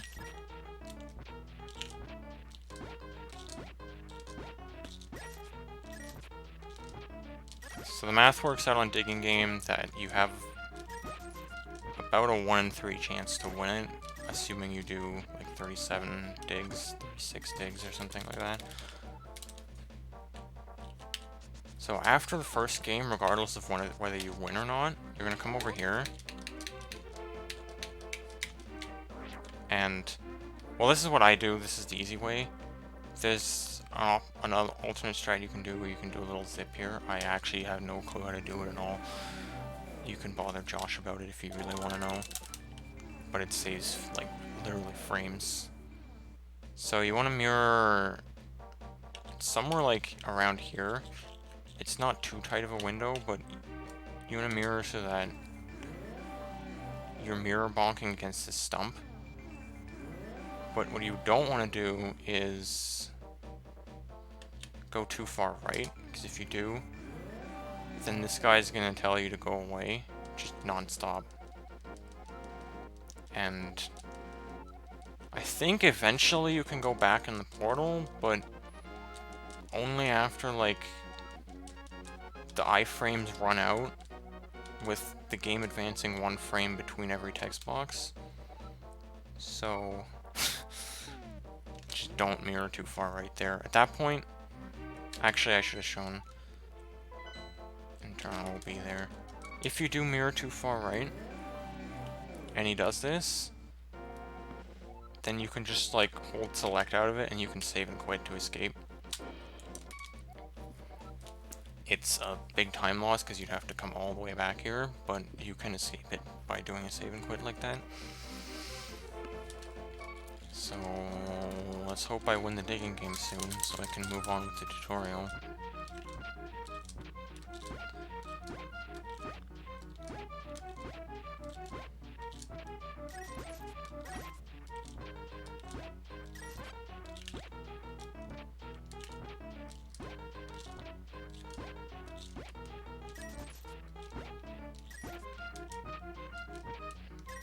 Alright, so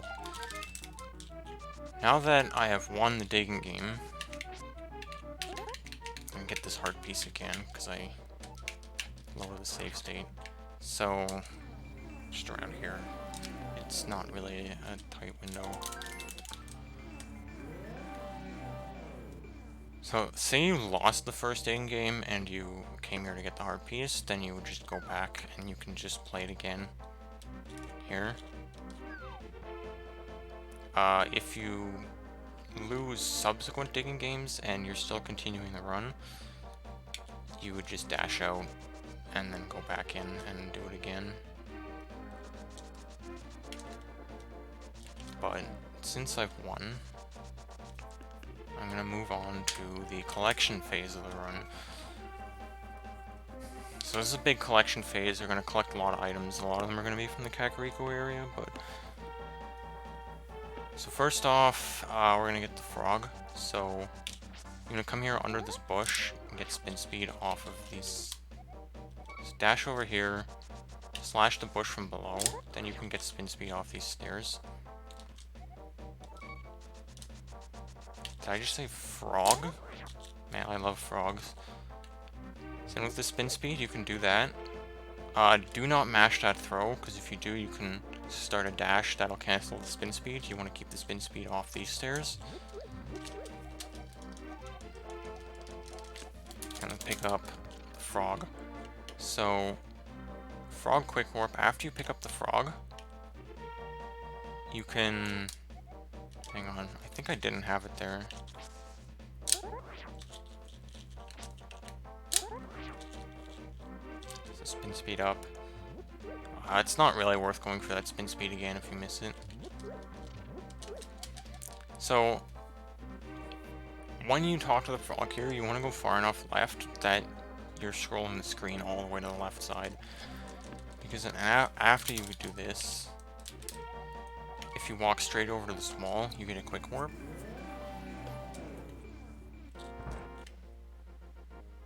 Then you hop into the library here, get the book, blah blah blah.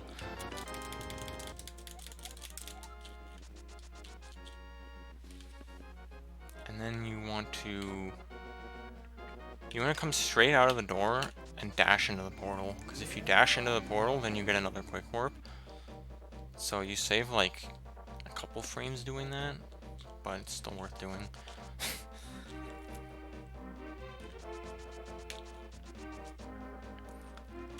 So, hammer pegs, first of all, I dash into the screen below that sign there. What I like to do here is I'll dash up to the rock. That's not really close enough. Dash up to the rock, then equip hammer and dash cancel up, right? Ideally, I'm getting closer to the rock than I am here. Yeah, so menu buffer there, dash cancel with upright, then lift the rock. Then just go straight across here. And then up here. Now this one, you want to stop the dash in front of the last peg. And then just go through here. Stop on the last peg, go around here. You can hammer dash into the heart. Because it's the fourth heart, he holds up the heart container, that cancels the hammer animation, so you can just dash right out. Saves a few frames on that. Now here, you want to mirror beside the door. Ideally you want to do it as far right as you can, but it doesn't really matter. Something like this, where his ear is like just to the right of the door frame, is a good cue for like pretty much as far right as you can go, while still being able to walk past it.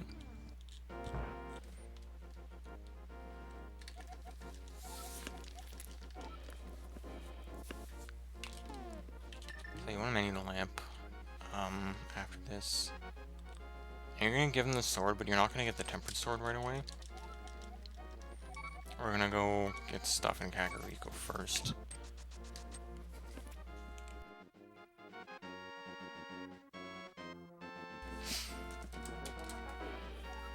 So the lamp is equipped here so that we can drain all our magic to use fake powder to get the half magic.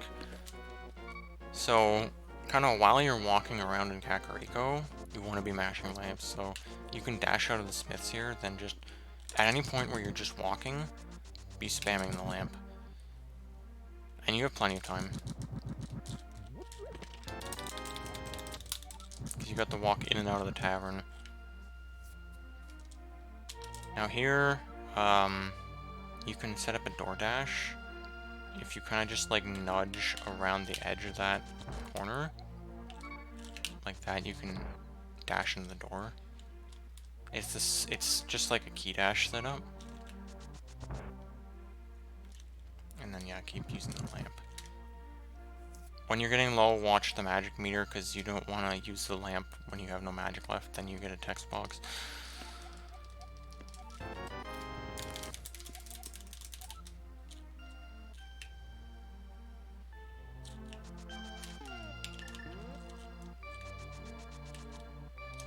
And you can activate the flute.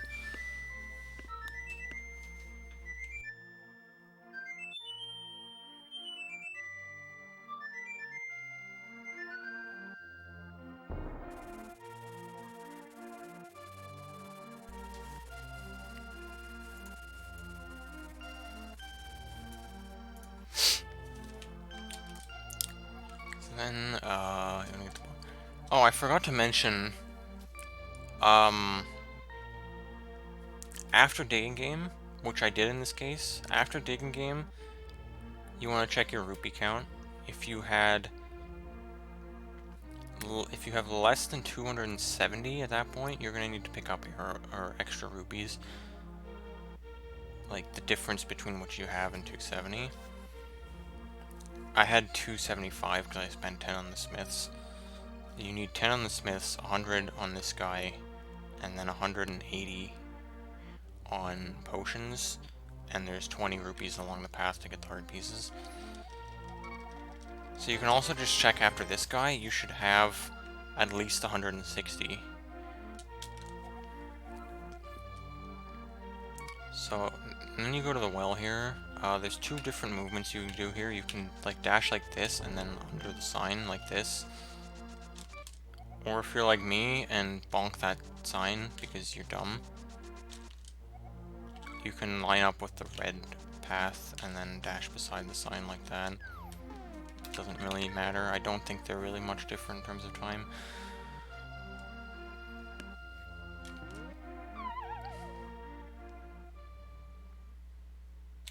So in the well here, what you're going to want to do is throw a bomb at this door and pick up these bombs. Now, you have to watch out here, because like while Link is walking, he's bobbing a bit, and that bob gets reflected in the bomb's trajectory. So if you happen to release the bomb when Link is at like the bottom of the bobbing of his walk, then it won't blow up that door, but it has to be like the very bottom. It almost never happens, but it's really, really frustrating when it does. So the easiest way to prevent that is just go neutral on the D-pad when you're in front of the chest, and then throw it, and it'll always hit the door if you're neutral. Then you want to just walk through in there. So if you're missing money, these chests are all 20 rupees and these pots are 5 rupees.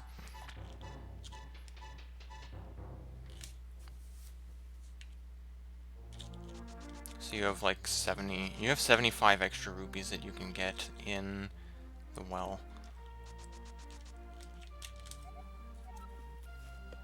So there's a bit of a strat here to get the bomb quickly. It's kind of weird. It's something like that, except not getting hit by the bomb. So you want to line up with the block, then throw up, and then like dash in the door, but time it correctly.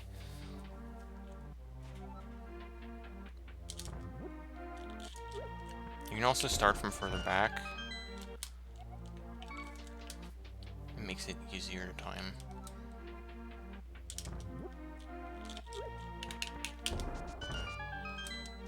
.801's solid time for that room. So 15 there and 5 in the well that are just in your path. And then you just dash out of here. And then it's time to go get the tempered sword back. Or to get it in the first place. So I like to menu to the mirror here, just as a buffer to do that stair speed cancel. You should equip the mirror before the smiths, just so you can use Y in your mashing, not accidentally drop a bomb. Because the bomb route is fairly tight, you don't want to waste one.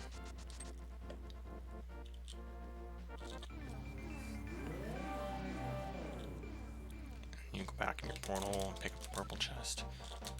So with the purple chest, you want to mirror like around here. It's not super precise. Your queue is kind of like halfway between the bush that's there and the bush that's missing. And then you can mirror here to jump in the hole to go to the bat. There's just one thing to consider is this is the if you go here, which is 2 pixels to the left of that point, this is the furthest left pixel you can go on, and if you move straight south and quick hop here, you actually jump over the hole. So you should err on the side of too far right, and then just go down.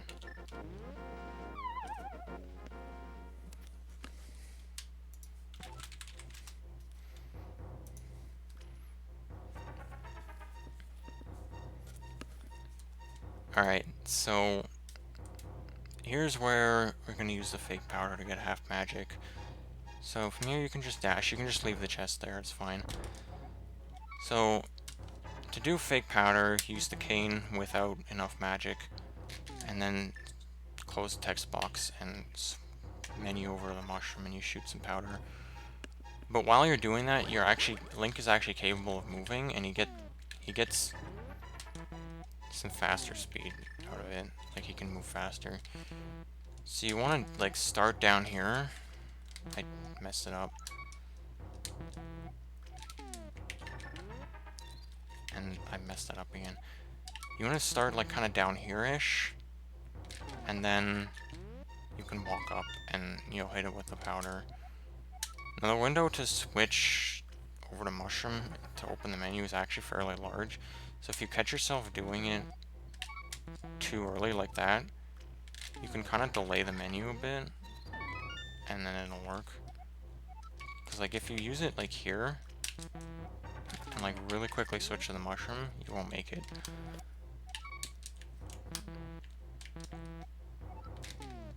But if you delay your menu a bit, so, like, let's say you start here, you can delay your menu, like, even that much, it's still within the window to hit the fake powder.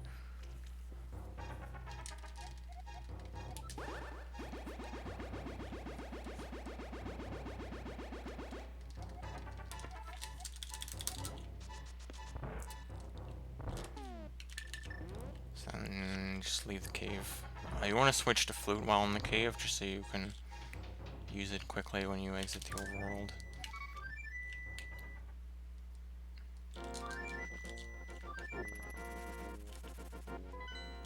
And you're gonna flute to 2. Now this is kind of a bit of a tricky part here. Is you're gonna hand the mushroom to the witch, and then you want to optimally get a spin speed and exit the screen. And the key to getting the spin speed consistently is you want to do the spin kind of south of the stairs. Now there I just missed doing spin speed entirely. So hold out the sword and talk to her. And then if you release the spin, like, just below the stairs, then you're not going to get any accidental, like, diagonal inputs that make you not get the spin speed.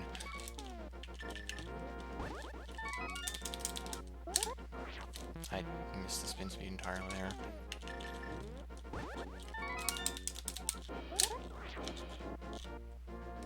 Yeah. And then dash here. I like to menu to flute here as a buffer for that dash lineup. And you're gonna grab the powder and buy green and red potions, which are gonna be used later to do YBAs. So when you exit, just flute as soon as you can. You can pick up the chest before the duck gets to you. And then flute to 7. Here you can't dash with the chest or you lose it, so you want to just air pump through.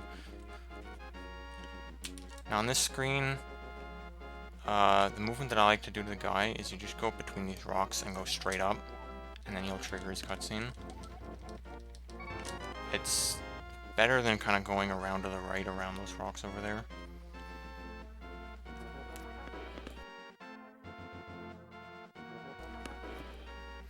So I'll give you the 3rd model. Come down here and dash over here, and you're going to clip up to Bombos, so you're going to do a downward teleport on this 3rd bump from the bottom, jump in, air pump up there, and then dash over to the tablet.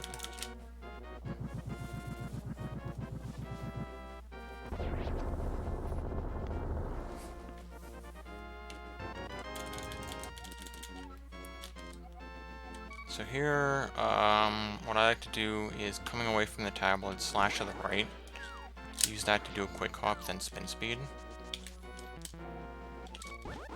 And the spin speed clip lets you do that. So then you just dash up to the top of here. You have a pretty large window. You want to transition near the top. A pretty large window, like even down here is going to work, probably. Yeah. Then just hop down here and enter the cave. The thing about this cave, it is faster to walk around this pod. By like 5 frames or something. art piece. So now you're gonna want to clip up here, so you do that by just dash buffering into this wall until you jump.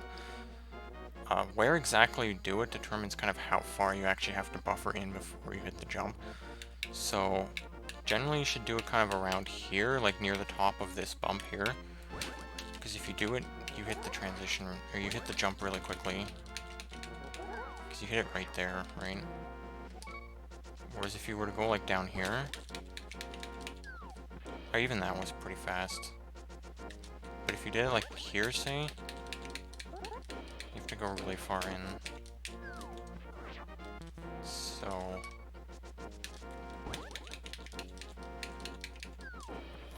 you do that. Ideally, you can jump quickly enough that you don't charge your spin, but I mean, if you do, it's not a big deal. So here, the main thing here is you want to dash as close as you can underneath this part so that you can just dash cancel with up, left, and quick hop. If you go too high, then you're gonna hit this corner jump, and yeah, and it's not really a big deal. Whatever you do here, it's not really that much of a difference in speed. You can get a checkerboard cave. And just push these blocks to get the heart piece. It's not worth menuing to the mirror. Coming out of here, just go down left, jump, line up against this wall here, and dash south and around this cactus.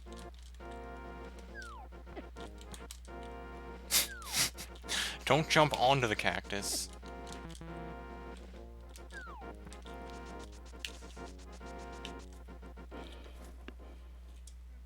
Head into a Gina's cave.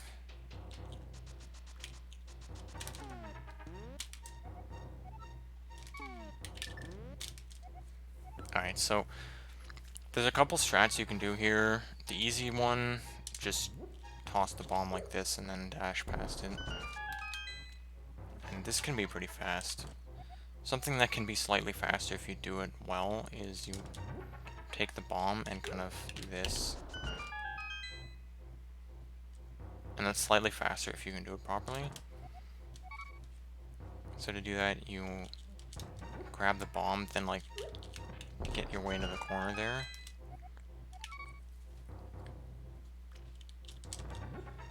Just like put yourself into the corner there, then dash. Obviously dash late enough that you don't bonk into the wall before it explodes. You want to dash like a little bit after the explosion starts.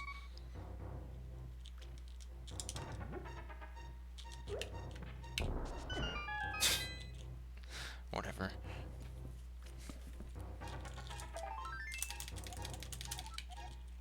Get the heart piece and just save and quit. And that's the end of the collection.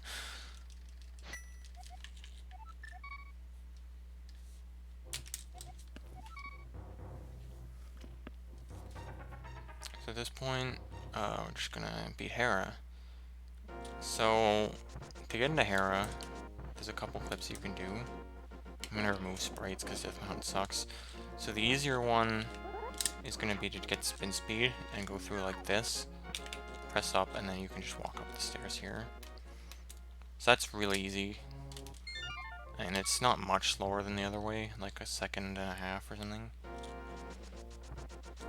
The other way is that you want to... Why didn't it remove sprites? You want to dash buffer through this wall, and then you'll jump and land like right in front of the entrance on the stairs.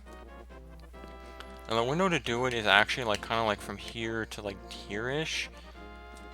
But the further down you do it, the further you have to buffer in to actually jump. So if you do it like right up here, right where like the shadow is kind of like just in front of that, the top of this bump, you only have to buffer like a few times. But if you go down here, you have to... That didn't even work, that was too low. If you go like here... What the hell? If you go down here, then you have to buffer all the way like that. So you want to do it like up here, and then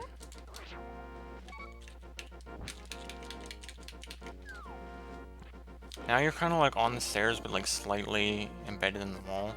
So you always want to press right as the first thing after you enter to kick yourself out. Then you up, and you maybe have to move a little bit left, and you get in.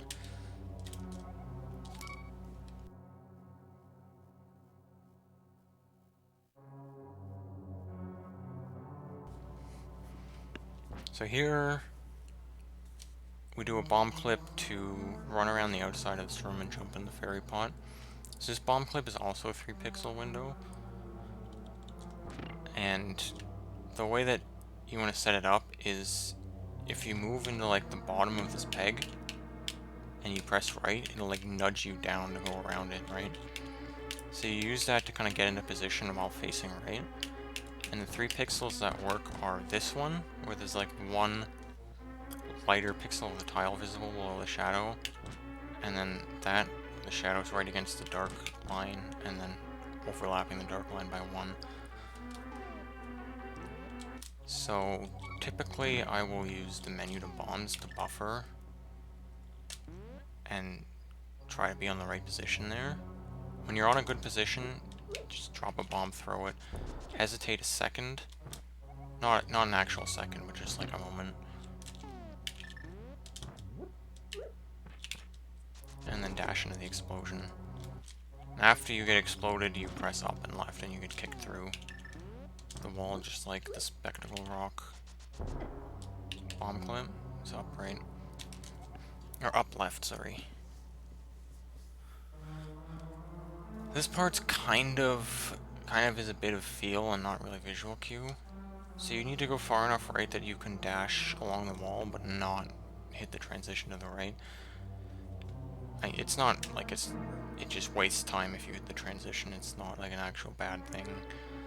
But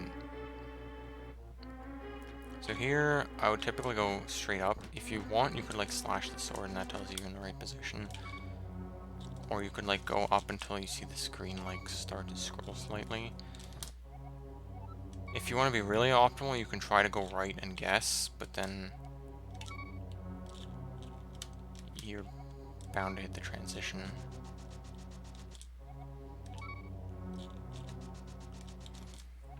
So how to stop high enough up is also kind of feel. I use kind of like an audio cue, which is kind of like 3 like of the dashing after the screen reaches the top of the room.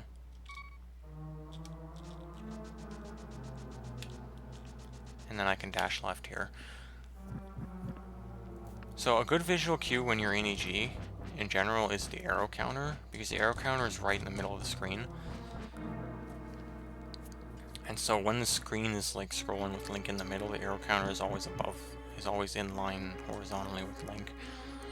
So you want to go kind of until you get the arrow counter lined up with the fairy pot.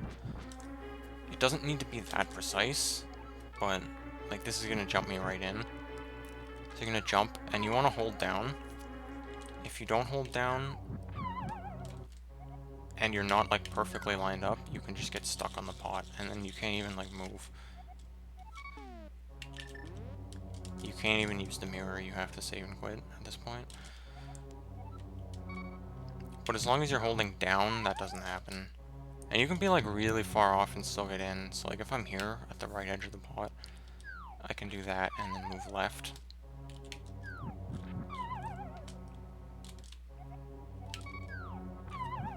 Anyway. Once you're in the pot, just dash down into the warp and then you can go over here and fight Moldorm.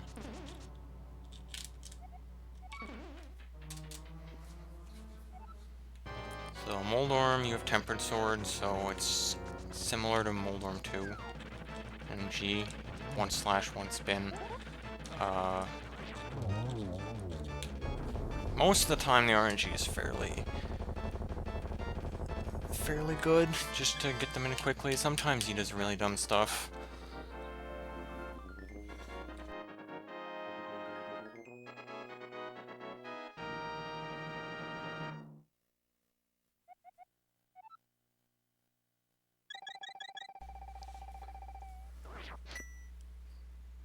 moving on to Agatu. I'm gonna do my save state in here, just to make it a little more consistent with like leaving the dungeon. So here you're gonna head over to East Death Mountain, and you want to get a spin speed off the stairs. This dead rock can come over and block you, but usually he's completely out of your way. If you get the spin speed, just do a menu buffer to hammer to like stop yourself from jumping off the edge, and then just run here. If you don't get the spin speed, then just dash. It's not worth trying again. So you want to do an upward teleport on this bump, the third from the top, to get out into the clouds. And then we're gonna jump into the island here. Now, this is a bit precise. I think it's a 2-pixel horizontal window, but I'm not totally sure on that. So it's kind of hard to describe a visual cue here. I think this is good. If you kind of see like the right side of the shadow is kind of lined up with like that dark line going down the side of the cliff. So here you can just dash in, right? And that's the goal, is to be in a position where you can just dash in like that, like where you can just dash in. If I'm like here, not far enough to the right, and I try to dash, I'll splash into the water. Wow, you can actually get in like that. So I guess if you react quickly enough, you can do...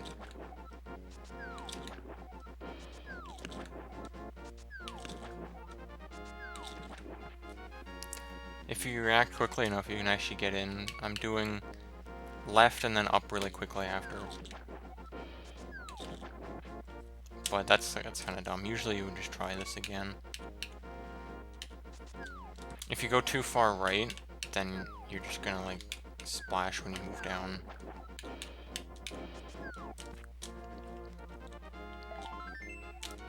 You can get this hard piece. So now we have to get out to the right side here, and these two dead rocks can be a huge pain in the ass, depending on their RNG. Sometimes they're just really nice and out of the way, but I find they're very often aggressively in your way. But anyway, to get out, you do a spin speed clip here, and then you want to do up and then left, and then you can get out. So you can actually start holding up while jumping. And that's fine.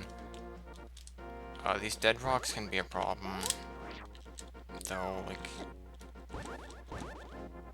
this guy's gonna block me now. A lot of the time they just block you. Kinda sucks. And let's say you do this, but like you press right or something, and then you're stuck outside here. At this point, you would kind of just like carefully slide your way up here, and then you can just do another like entry like you did the island here to get back in.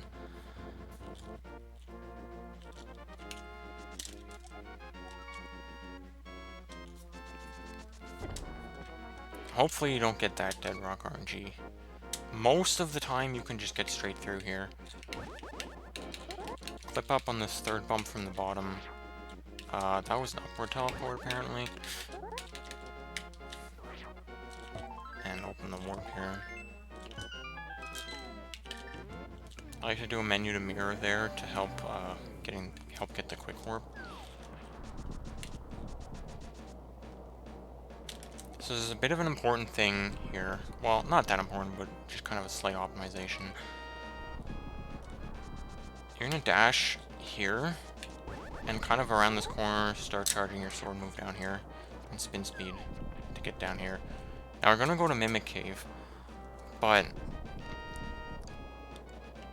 the way that you move here makes it so that if you stop your dash soon enough that you can go straight in like this, you'll get a quick warp lined up with the entrance here.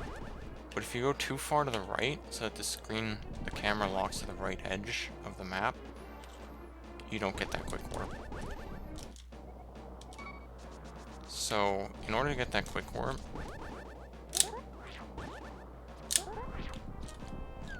you just want to make sure you're stopping more to the left side than the right.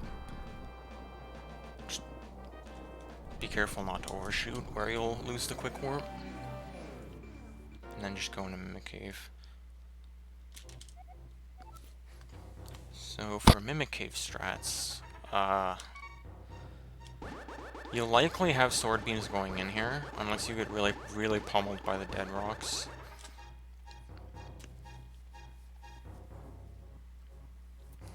So, because sword beams will make this awkward, you use the hammer to hurt them. So I like to do kind of a menu to here, menu buffer like here. Kind of when I see this right mimic's feet like lined up at the top of that block. Switch to hammer. Then just move right. Neutral D-pad and grab the fence, and then you can control the mimics. So then just drag these guys over here. You actually don't want to drag it any further than that, because like if these guys are over here, then after you go to do this, you can like accidentally make these guys move out if you hold up for too long.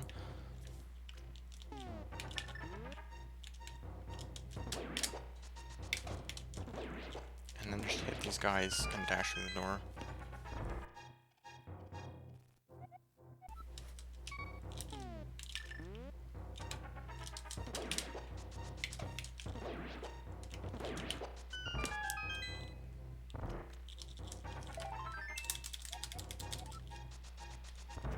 And then coming out, you can either just hammer that and dash, or you can move over a bit and then hammer dash.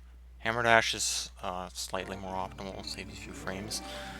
Saves a few frames because the hammer animation gets cancelled by taking the portal. But whatever. And actually what I said about the quick warp, because Mimic Cave is a single entrance cave and doesn't reset the camera, you either get 2 quick warps or you get 0. So it is like a second difference to miss that lineup. So at this point, we get the mirror shield. So there's another Samaria glitch here. You want to be kind of just like left of the door here and not right up against the wall, just a little bit away. Even 1 pixel away works. And put the block down on the wall like that. Then just go in sideways, and you can just pick up the block right at the end, press down to snap.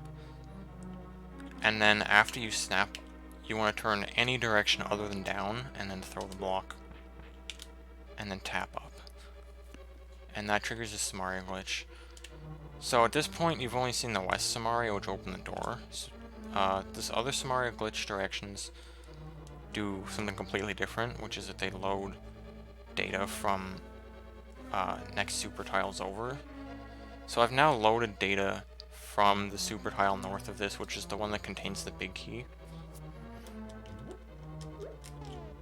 Which means that this chest uses the chest data for that room and gives me the big key.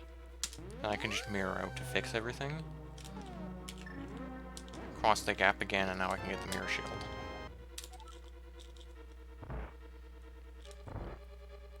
Now we're going to do another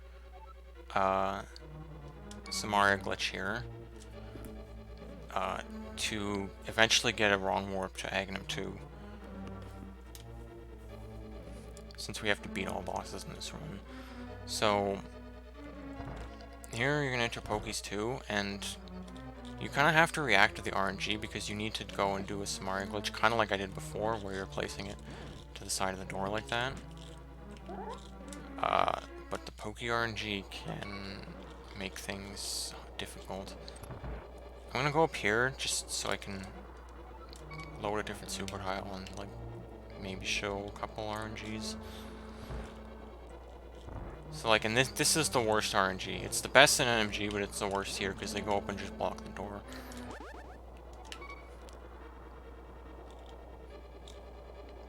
So if you get like that's good because they're just out of the way. Sometimes you can get like one of them goes up to the door and the other one doesn't, and you have to wait for them or something. Like this is fine, you can just do this. Something to just be careful with though is if you're gonna like one thing, they can hit the Samaria block and break apart. Or if you're like slashing your sword to put it out to the side, your sword beam can hit them and make them lose the body part. So sometimes it can get a little hectic in there. Oh, I got this worst RNG again. And see there, I placed the block too far away. I did not mean to do a save state there, but whatever. So you can do a North Samaria glitch here. Here, you want to transition north after the glitch, so you're just going to hold up and then transition. Now here you're going to have that slow speed that you had from the West Samaria glitch in GT. So just tap A to fix your speed. And transition south again immediately. Do not move. Just transition south. Because as... Actually, I haven't mentioned, but... Samaria glitches will break the camera so that they don't lock. It doesn't lock at the edge of the room. So, if you move, then you get the camera unlocked like this. Now, in this case, this is what we actually want.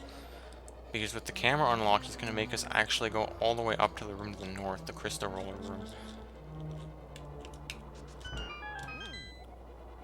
Now, here, to get this camera like offset to get in there, you don't have to go very far at all. You can kind of just like step out the door and back, and that's enough.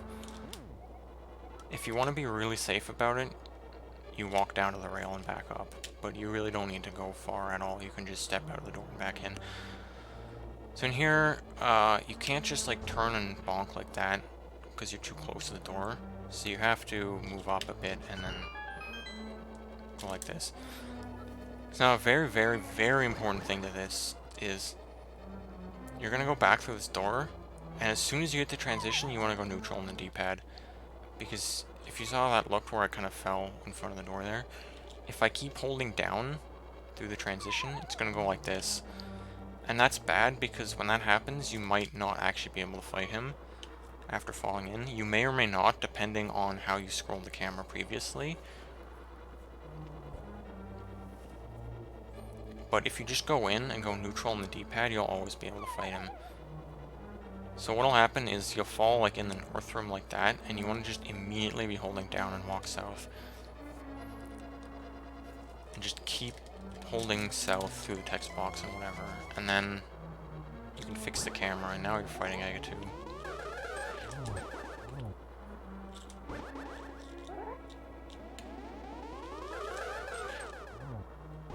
Wow, robbery. At least one of those hits didn't actually damage him, because that was 2 triples.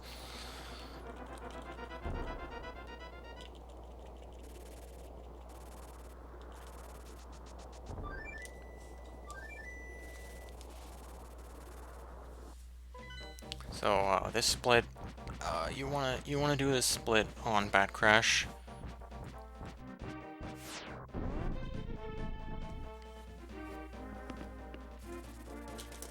So here, the next thing we're gonna do is Skullwoods, and we're gonna just float there. So you have to mirror first. You can't just mirror here because you'll be in the door of Aghanim.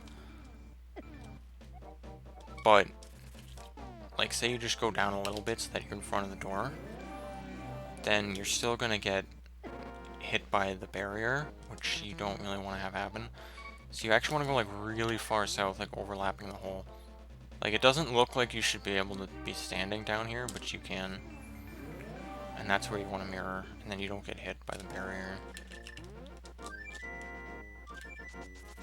And then you can just float over here into Skullwoods.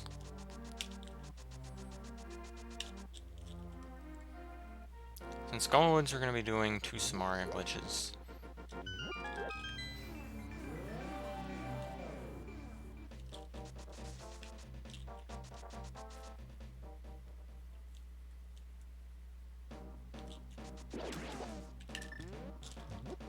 So you want to... I'm back here. I was going to explain the movement on those screens.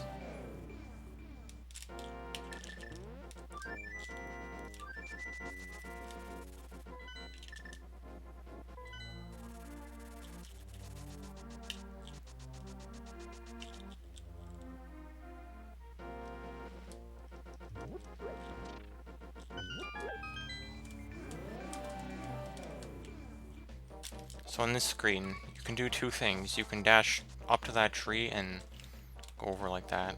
Well, not quite up to the tree, like here and then like that. Or you can dash here and then here. It's basically the same either way. It's actually like the same time either way. Here you want to dash over to this rock and then lift it up through this guy here. I like to equip cane there just as a buffer to help dash cancel in front of the rock. You don't really need to menu there. So in this next room is where we're going to be doing the first North Samaria glitch. So you kind of want to go over to this fourth tile here, then dash up.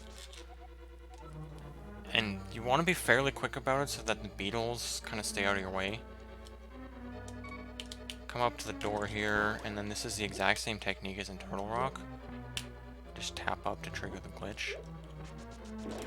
And if you're fast about it, the beetles shouldn't be in your way, but let's say they are in your way. Like this. Let's say you kind of mess up and they get in your way like this. What you do in this situation here, because you can't really slash them without bouncing back, you would lift the block, go here, and then you want to just dash out of the door. You might get a slow dash because of the block, but you could also blow up the block and then you wouldn't get a slow dash.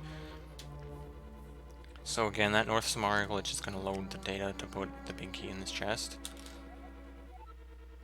And then the fire bar shouldn't be on the cycle because I demonstrated the slow thing. But you want to just kind of walk down here and into this door. At all costs, you want to avoid falling in any of these pits because this is what happens. There's no escape.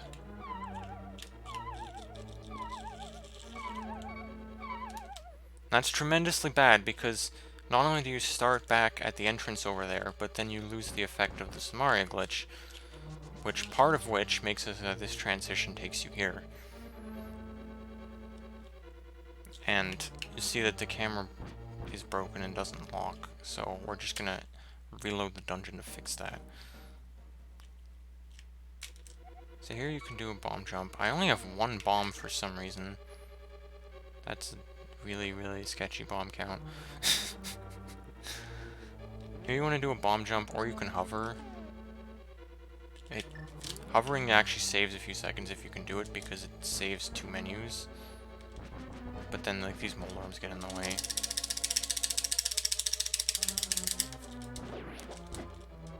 So it kind of sucks.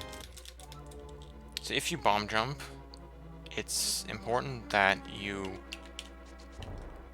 menu to cane like here, because after this you have to hit these star tiles, and the reason why you have to hit the star tiles is that we're going to do an East Samaria glitch in this room. If you don't hit the star tiles first, you will get like horrendous graphical corruption, which could possibly take time to resolve, so it could even waste time beyond just not being able to see anything. So you gotta hit the star tiles, and you have to do your menu to cane before you hit them, or else you'll get the corruption. You'll get a lighter form of the corruption, but it's still really bad. So to do an East Samaria glitch, be lined up horizontally with the door and place a block down here. Now we're gonna do a similar thing as the West, where you can kind of go in the doorway and pick it up, and then just slide in until you snap to here. But going east is actually different than going west, so when I do this final snap to the edge of the door, I'm not actually right up against the transition, I'm 2 pixels away.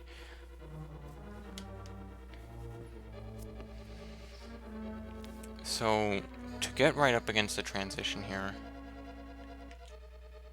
I have to throw the block, and then do 2 dash buffers to the right, and they don't have to be at the same time.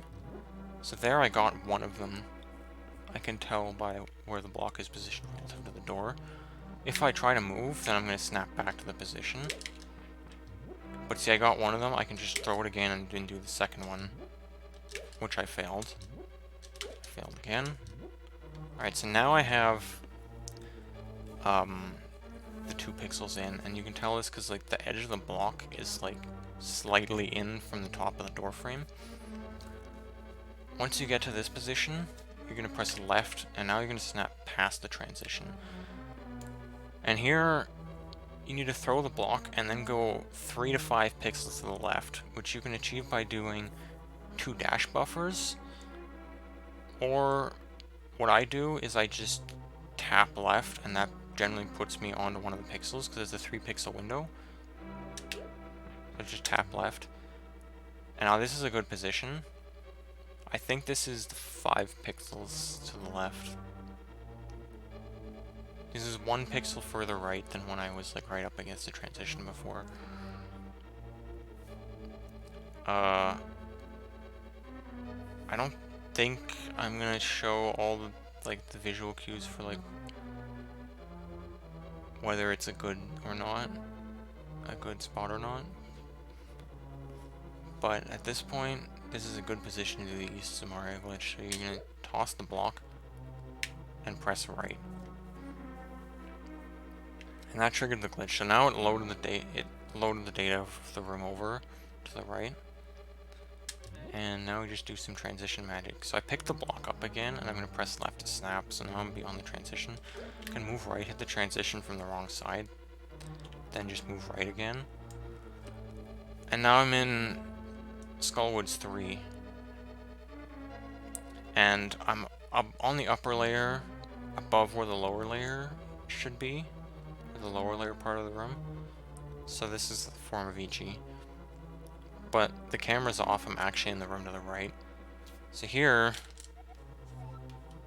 I want to move down to the right here and jump. And then I'm just going to dash to the right. And the visual cue here that I'm using... So the goal here is that I'm going to go into EG and I'm going to dash to the right and be around the right side of the right room, which is close to the screen transition.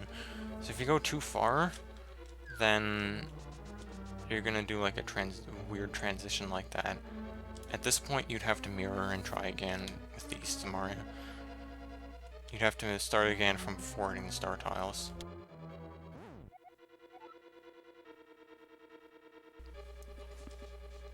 So the visual cue that I'm going to use to stop dashing is... I think this is kind of the leftmost that it can be. So if you see like one like full tile of the left room, then that's the leftmost that you can stop and dash up safely. And the rightmost that you should be safely stopping is like this, where you can't even see that tile at all. Either way, you can just dash up. So then I move left a little bit here. The cue I use to kind of stop is that Gibdo, that middle Gibdo, when he gets like halfway across the hallway. Then I stop moving left and dash up. But, I mean, you can go like really far left if you really want, it doesn't matter. It's like you can see me under the hole there. And then I'm just gonna go straight up here, and I don't know why I'm still on Kane. I should be on Mirror at this point. So as I mentioned before, Mothula's super tile pops you back onto the correct layer, so you can just go straight in and fight him like this from EG. And yeah, just kill him, whatever.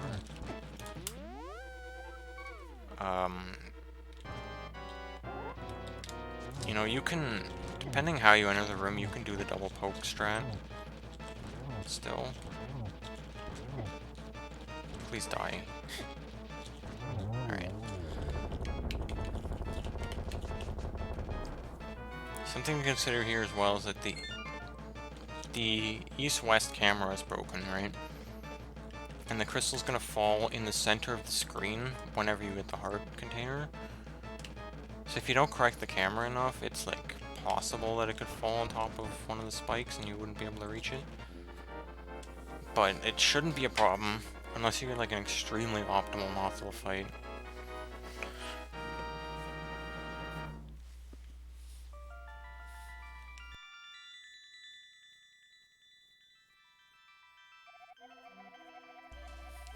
So we're gonna skip this text because no one cares.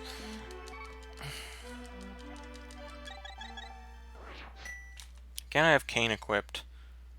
You should have mirror there. Because I use a menu buffer to mirror to start dashing north in EG. I don't know, I should not have had Cane equipped there. So we're on to the Plaid World segment. After Skull, we're just gonna mirror out and float. And it's gonna be... First thing we're gonna do is get Ice Rod. So, I should say what Plaid World actually means, which is... It's gonna be an extremely glitched state of the underworld where you can kind of just run through it freely and fight bosses. We're gonna kill 4 bosses that way, including Trinex, so Ice Rod has to be obtained beforehand. So we're gonna do that now. Here, typically what I do is if I have 1 bomb, I'm gonna go for this rock. And if I don't get one, then you can do an upward teleport here. If you have bombs to spare, you can just do the normal bomb strat, which is usually faster than teleporting unless you're really good at it.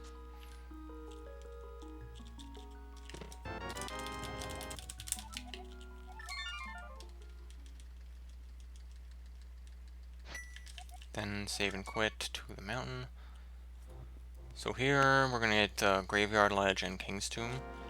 So this is a specific clip, and it's probably one of the harder clips in the run, if not the hardest. I'm gonna remove sprites just to make it easier to show. So this is gonna be a spin speed clip, but there's a couple extra important steps to go along with it. So you're gonna get spin speed here, and the first important step is you have to move down along the slope. That's gonna set you up on the right pixel to start this clip from. Then without releasing down, right, you're gonna start holding left until you jump. Once you're in the air, start holding up left, then just release left and be holding up, and then you'll transition.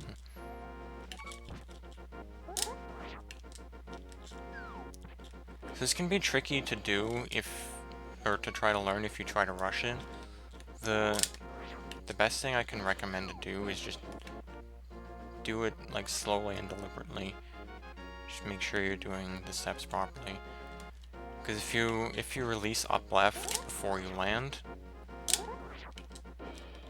or like if you're not holding up left when you land, you kind of just get stuck down here. Right, you need to be holding up left when you land.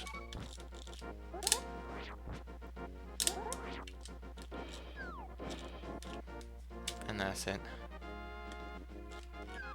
And then just jump down here.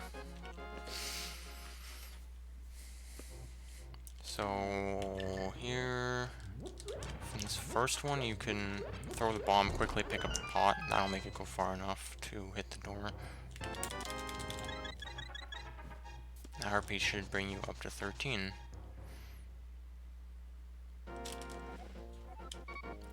So this is kind of a weird platform, because like if you hop down, you end up getting stuck in the wall a lot. So what you want to do here is go just like straight right out, and then do a quick hop while holding down. So like down right. And then you'll land in front of this rock.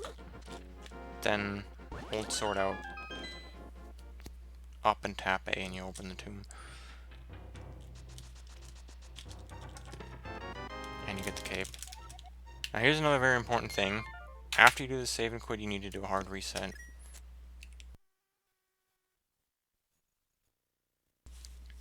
That hard reset is important to clear some memory values that are set by the bombos animation, which happens when you get bombos.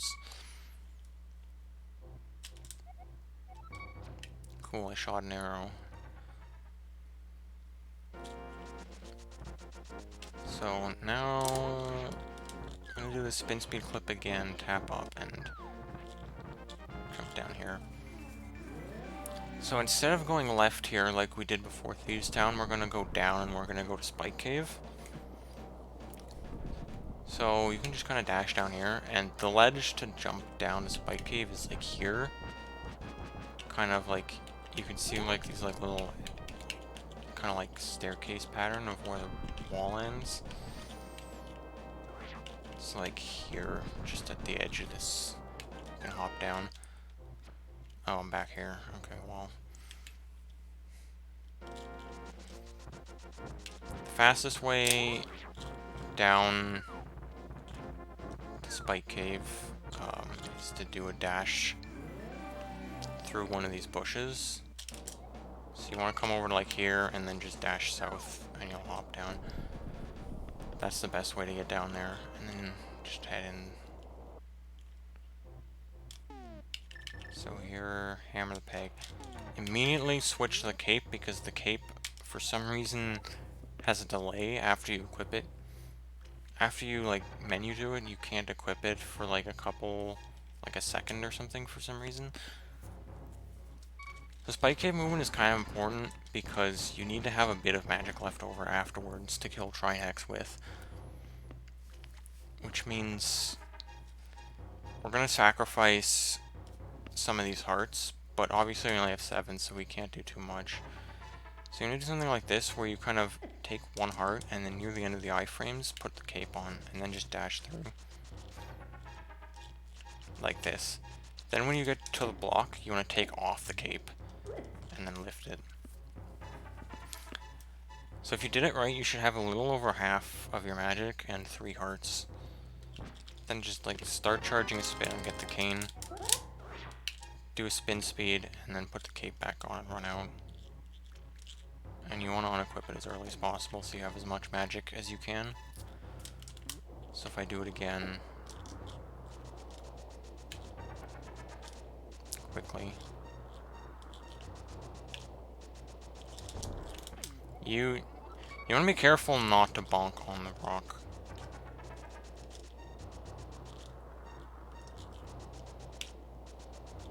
It's quite bad. And it can be kind of deceiving because the shadow is at like the bottom of Link, so his hitbox actually extends a little north of the shadow. So here, as I mentioned before, when you do this like screen wrap clip, the game continues to update your global coordinates further south. So the game now thinks that I'm here on the pyramid, which, as you can see by that icon, is right in front of the Pyramid Fairy entrance. So you want to mirror kind of around here. What you want to do is you want to line up with this wall here and come over here and kind of mirror near this left side of the dirt patch. It's not precise at all. It's like basically like a two tile window. Like anywhere like here is gonna work. So if I do it here, say, and so now because the game thought that I was down there, like on top of the Pyramid Fairy, that's where the mirror return portal is placed. So I can just flute away from here down to the house and head up to the castle, and the mirror portal is going to be in the courtyard here.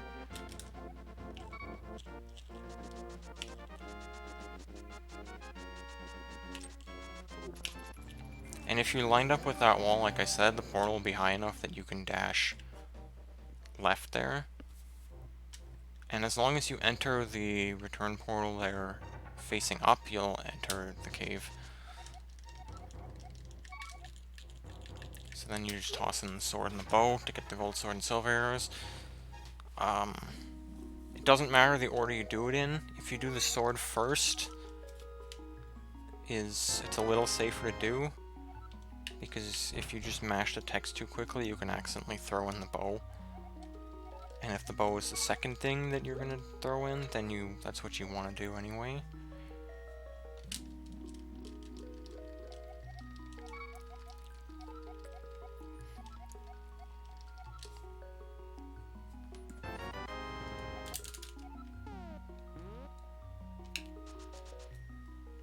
Yeah, exits. So now to get out of here without re-entering, like if I pressed, actually it was low enough that I could just walk down to get out. That's interesting.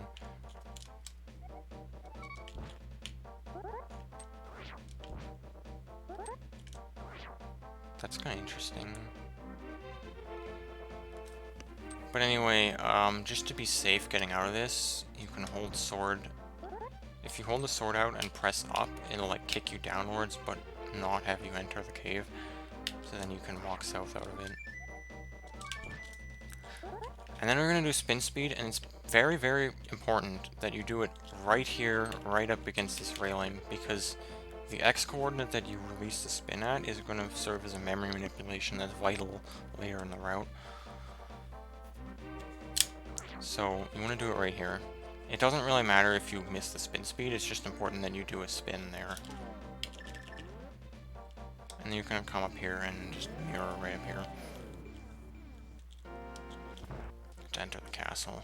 So here we're going to do the first YBA, which is going to be a fake flute, and allow us to enter Plaid World. So menu to the green potion like this. So to do a YBA, you have to drink the potion and hit a screen transition on the same frame.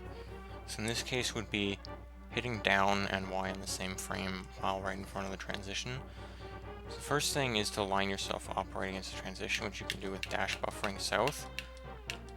And you're right up against the transition if you can't see any of the orange rim on Link's hat.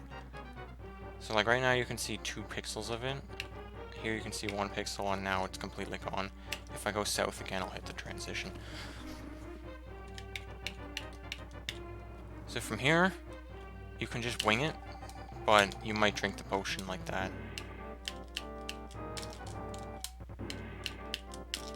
Or you can get the fake flute.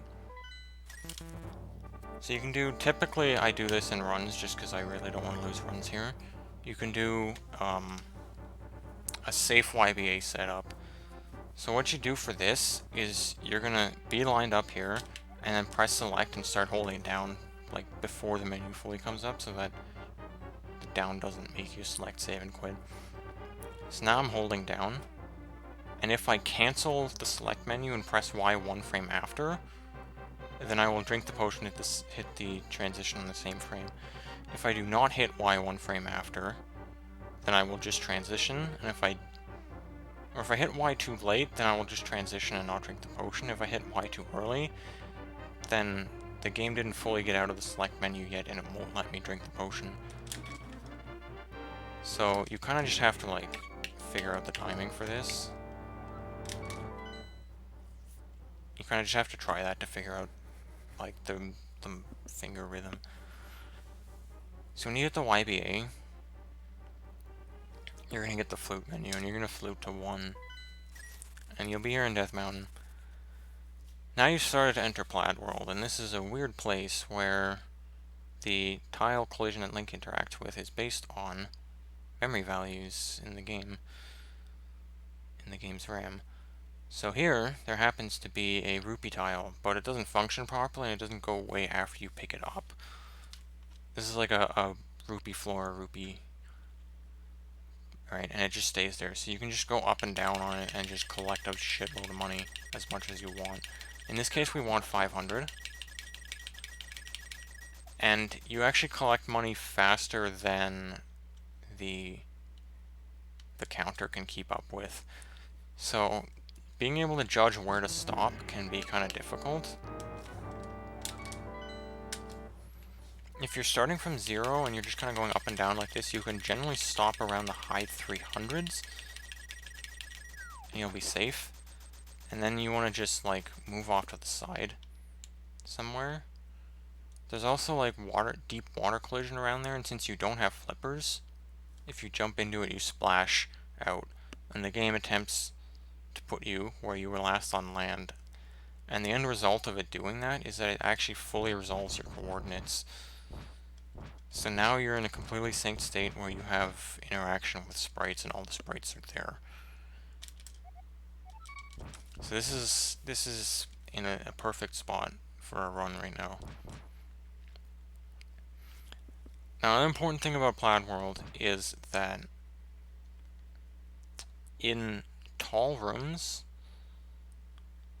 like a room that is vertically more than 1 quadrant, in Plaid World the camera will not lock at the top or bottom of that room. And so if you take a transition like that, you will desync your coordinates and you'll be screwed. So it's very important to follow the correct path here. So here you want to just dash right. Right, and since this is just a single quadrant, I can move down here, and I can move up here. But like, this here is a tall room, right? So if I come to this room, like, it doesn't lock here. So if I do this, now Link doesn't have a shadow, which means his coordinates have gone desynced. I wonder if Plaid World actually works properly in the practice hack. It does in this version of the practice hack. Wow.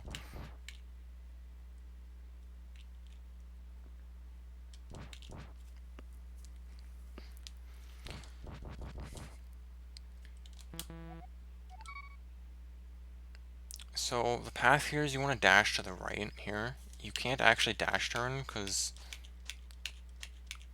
you did a YB in a doorway. When you get put back here, the game thinks you're in a doorway still, so it doesn't let you dash turn. So you want to just move right. And you want to just follow this path. Actually here, if you have a really bad arrow count, which I kind of do right now, you can come down here and pick up these arrow pots. At this point, you need a minimum of 9.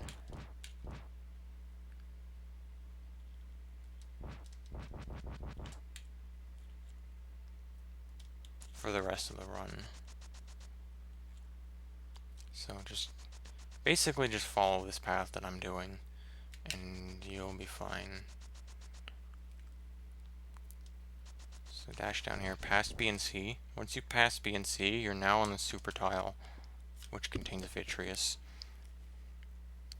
So here there's a 2-pixel lineup you can use to dash through all the small eyeballs without running into the big eyeball. And that 2-pixel lineup is Link's shadow here or here. And sideways is different, so here or here. And this is like the third, like, kind of solid red line down from the top wall there. So I'm gonna menu to arrows. And then just dash. With gold sword, you just need to do it 3 times. Then he's gonna pulse 5 times. 3, 4, 5. And come out. And you hit him with 2 silver arrows.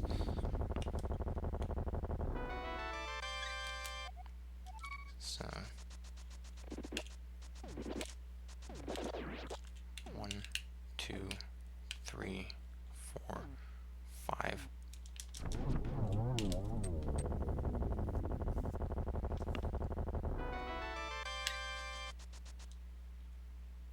So then you go south from vitreous over here.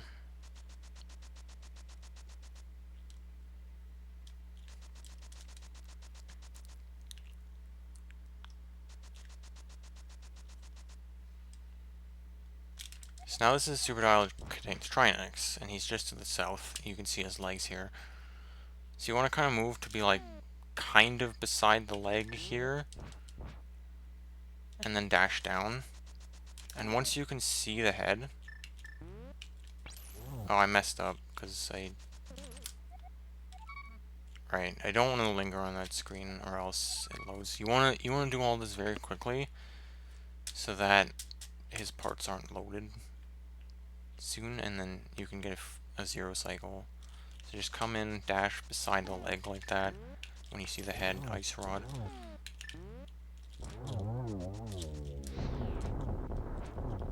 Now let's say you run out of magic in this fight. That's really shit, and you're gonna lose a lot of time, but the backup is to go over here, and then this is the Mire Bridge room, and there's a magic pot here. But that's still really shit to run out of magic on him.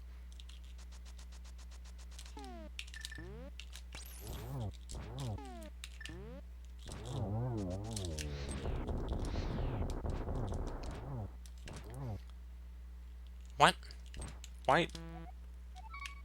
I have no idea why he didn't die. I hit him 3 times.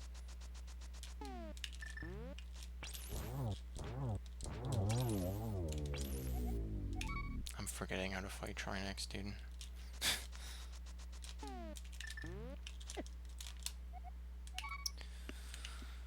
This is so sad.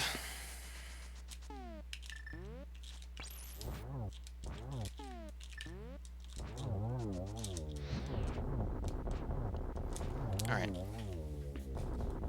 So if you do it fine, you get a 0 cycle. Now, a very important thing is that you don't do any spins against him. The normal strat against Trinex would be to spin as he's coming out in phase 2.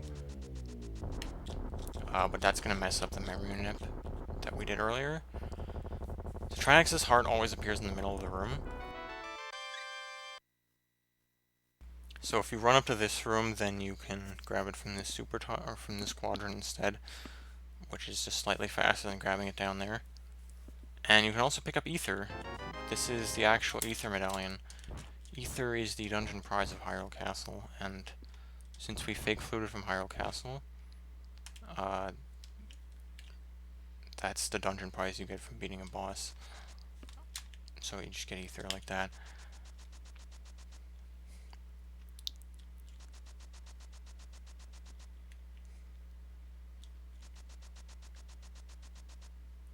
Or come over here. You can dash there, but also sometimes you get your input eaten. So here, you want to pick up this key. Now this room is tricky, because this is the lobby of Hera, right? But the upper layer has this shit all over it, and you can't see where you are on the lower layer.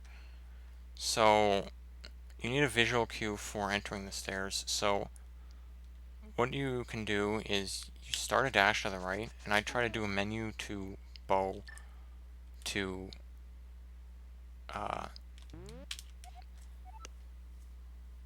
help stop in the right position.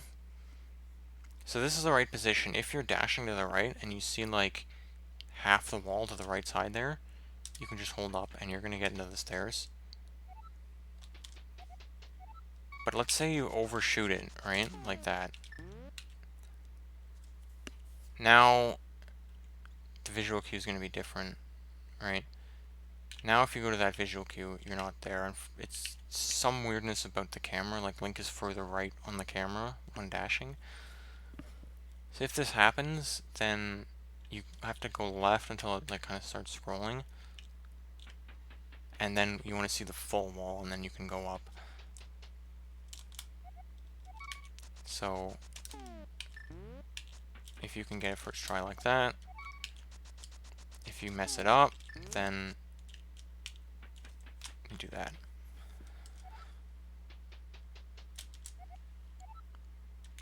So here, just dash to the right.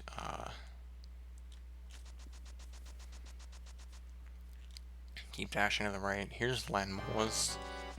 We're gonna fight him a little bit later, not right away. You're gonna keep dashing to the right there. That hover there can nab you in the head as you're dashing past sometimes. It's annoying, but it just happens. So here's where the memory manip comes into play. And what it does is it creates the collision right here for a chest. So you can open it and get the hook shot. And you get the hook shot. Now let's say that you accidentally spun somewhere else without thinking. Or you somehow had sword beams, because sword beams also set that same value. Right, now you can come up here, there's no chest here, it's just a bush. So you can do a backup memory nip. So like right here is the stairs up to this platform, right? So if you line yourself up so you're right in the middle of the stairs and do a spin there, that's the proper X coordinate to make the chest as well.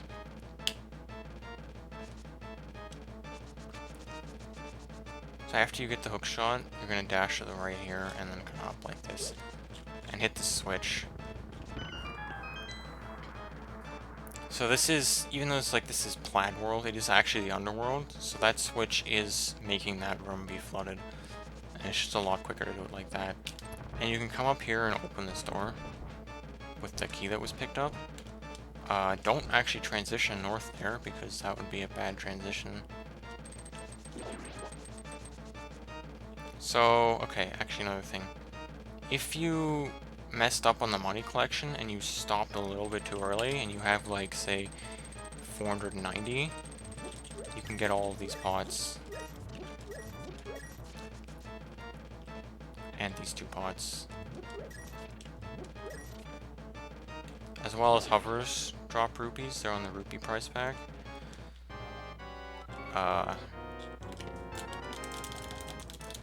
And there's another 20 that you can get in Mire Shed later. So you can get up to 55 rupees relatively free if you mess up the money collection.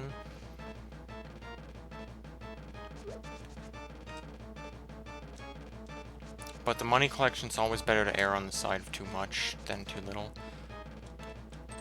So after you go through this section again, like, I reloaded the state.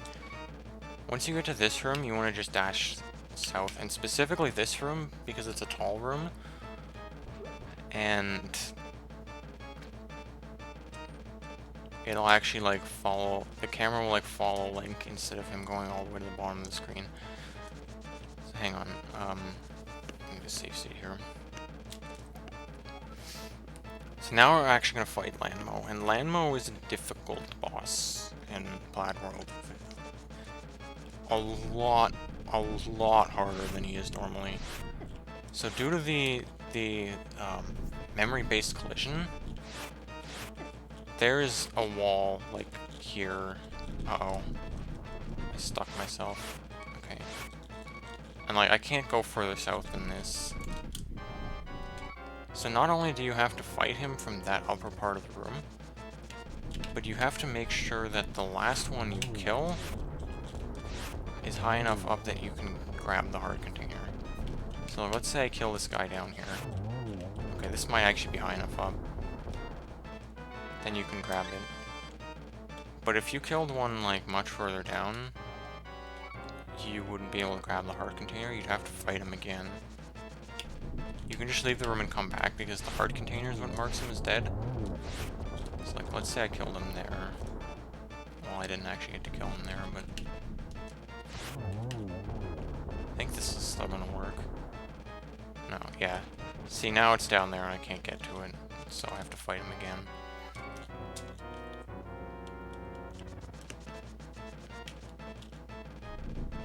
That's the worst thing you can do.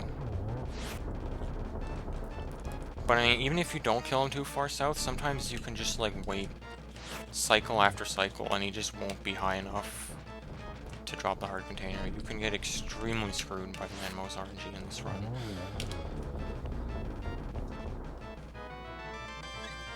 Like, I've lost runs to Landmo by losing like 40 seconds to him. Like, it's actually really, really terrible. So after that, you're just gonna go here, and you want to be along this top wall when you dash west. Here, you're gonna dash west, and you want a menu buffer to stop your dash kind of around this pillar in the wall. As long as you're kind of like in front of it or like a little bit to the right, you can just go up. This is actually probably too far to the right. No, it worked fine.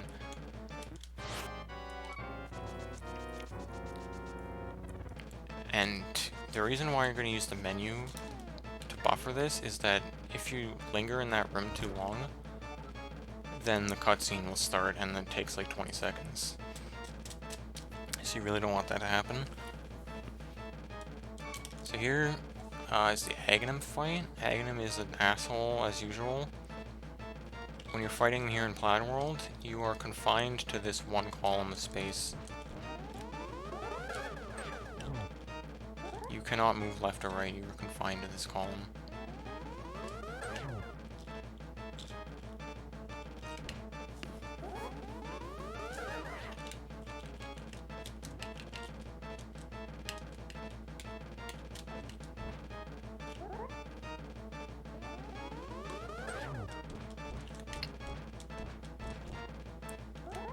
Should have put that RNG control in sooner.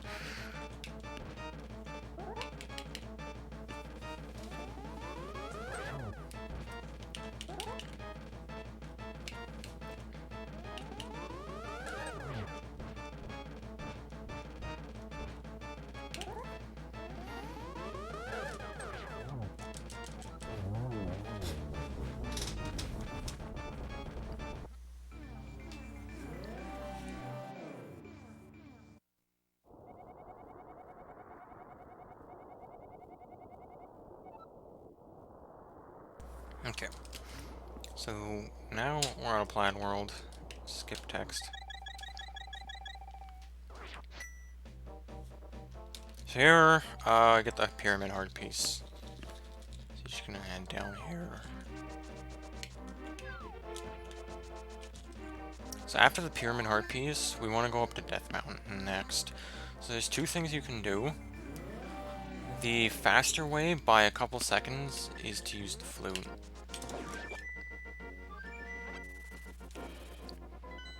The other way is you could just mirror and then save and quit. You have to mirror first, obviously, because of Aghanim. And the reason why you might want to save and quit instead of flute is that we're going to do a DMD here, where you hop here, press left or right, then dash turn up, and then you can go over here, right? I should have save stated after. But that DMD has a slight potential to hard lock. And if you get that hard lock and you fluted, then your last save was before going to Pyramid Fairy.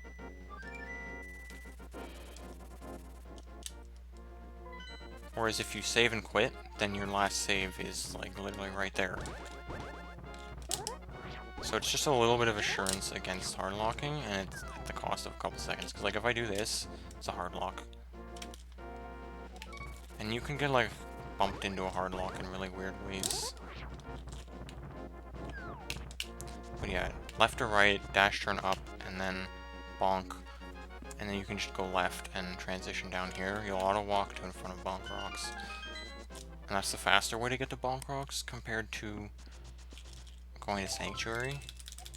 It's still faster to do that DMD from the Old Man Cave than from Sanctuary. Than like to walk from Sanctuary.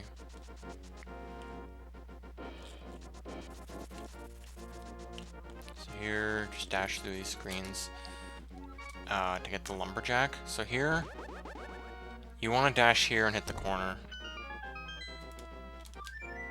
For some reason, hitting the corner causes slightly less lag.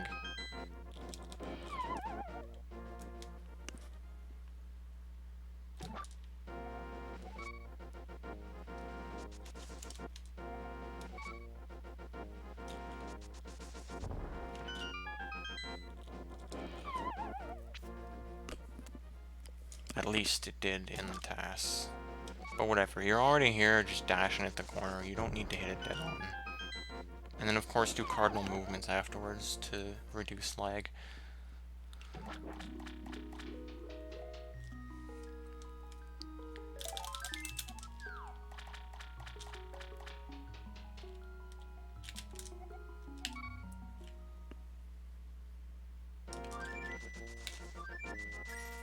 Okay, so the next thing that we're going to be doing in this section is to get the dungeon prizes. So in Plaid World we killed 4 of the bosses, 3 of them to dungeons with prizes, but we didn't get the prizes of those dungeons yet.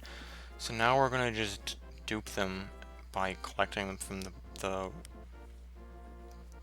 rooms of those bosses from AG. So we just hop into this portal. For some reason, I don't know where the quick warp is there. I don't know. But there's a couple hard pieces to get first. We're going to start from Desert Palace. So here, if you do a first frame dash, you can get through them. If you don't, you can go for a frame roll, which I always do for the memes. The collision with the sparks is only checked every 4 frames, so if you can have the menu up in any frame where that collision is detected, or would be detected, it won't detect it. You can just take a hit too, it doesn't really matter. So here you can do one of 2 things. You can walk over here and mirror here. This is slow, but you know, you're not going to have any problems here. Or if you walk out of here, you can try to mirror like low down like this. You can mirror and jump in the water in the same frame. You have a 3 frame window to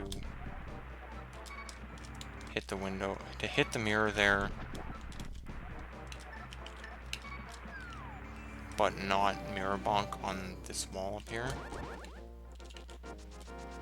But if you do that, you get a quick warp, so it's a fair bit faster to do that. Just the other strat, and yeah, you go down and get that hurt piece.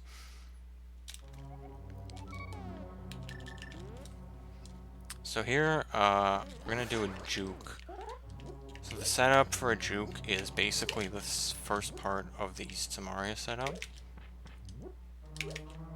So we're gonna get like the 2 pixels over with dash buffers right against the transition. Press left to snap. Here, but here I'm just gonna toss it and break it. Move right a little bit and then left. And now I hit that transition from the wrong side, which takes me to the castle basement.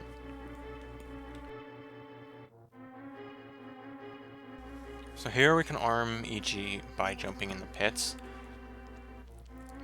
So in this run specifically, because we have weak EG strength from the Lumberjack Cave, you have to go up here and then do this. So I should have save stated after the friggin' juke.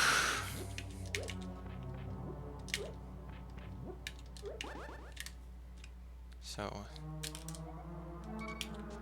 you just dash up, and then without moving, you're just gonna dash to the east, and then jump north. Jump twice there. Mirror back. Now you have EG armed. So you can either just bonk on this torch, or you can like go up here and let the BMOS hit you. It really doesn't matter. The BMOS is like 20 frames faster or something. So, whatever. So here, very, very important, you have to rearm EG by jumping in this pit. You need to make sure you're jumping cleanly in the pit though, like if you're, say, here, there, you could hear the sound of Link landing like right on the edge of the ground there. And so he didn't actually land cleanly in the pit, which doesn't harm EG. So you need to make sure you're jumping very cleanly in the pit. And just dash left. Left. And now just to the south here is the Vitreous room, and since we're going in there with the Desert Palace Dungeon ID loaded, it'll give the pendant. Now this is gonna be the first of 3 prize grabs while in EG, so you can't see where Link is. So these require some kind of specific setups to catch the prize. In this case, you're gonna just not move left at all when you get onto this screen. Go down. When you transition, hold diagonal until you scroll the screen down to the bottom, and then scroll up until you see like those kind of like 2 or 3 bricks on the bottom wall. So diagonal down, and then up until 2 bricks on the bottom. Not 2 bricks on the bottom wall. 3 bricks on the bottom wall. Down, diagonal down until you can see that. Then 3 bricks on the bottom wall. You'll catch it.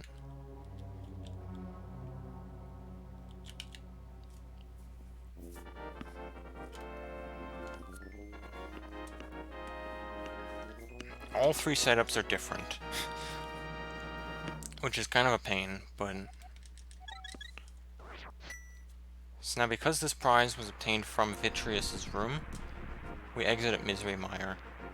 We're exiting Misery Mire in Fake Dark World. So because I started from Desert Palace and just went through EG, the game never detected that I changed from Light World to Dark World, even though I exited the Dark World screen. So it thinks I'm in Light World.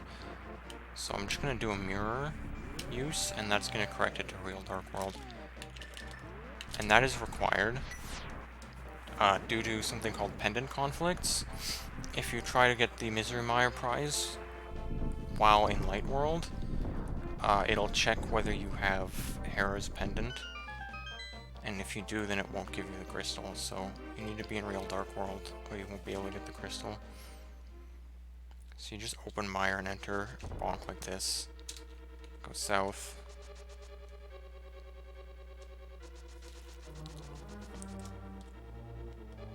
And I'm gonna dash west. I'm gonna show the easier way to do this section, but after I'm done the whole thing, I will show a time save for this section. That's about 5 seconds if you do it properly. So the easy thing is to just come over here, hop in that hole, and then come back here. And so this prize catch setup is basically as soon as you enter, you're gonna start holding down /3 times. I messed it up. So start holding down /1, 2, 3 times. I messed it up again.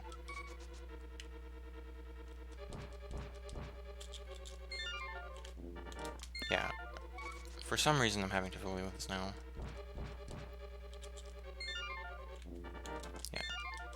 So enter the room, start holding down /1, 2, 3 times. When the screen starts scrolling down, so you can see like one more brick on the bottom wall, just go east and you'll line up with the crystal to catch it.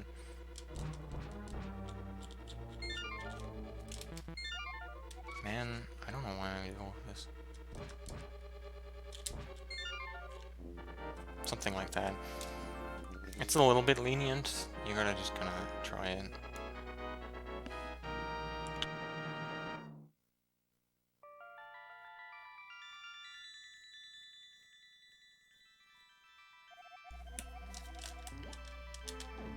Skip text. So the room that I got Myers Crystal from was Trinex's boss room. So now I'm outside Turtle Rock. So I can enter Turtle Rock by pressing down and then up. And now because I have EG armed, you can bonk into EG.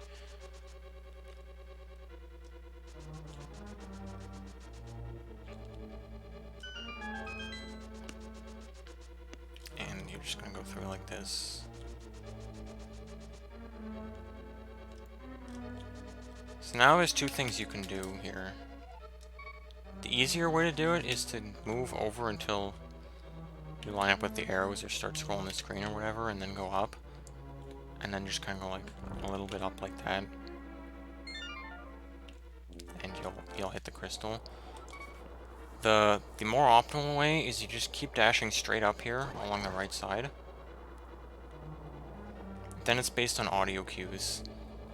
So you're gonna, out of the transition, when you hit the transition, you're gonna hold B. Start holding B and up left.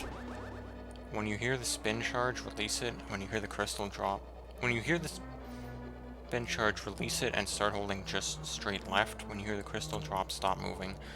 So it'll look like this.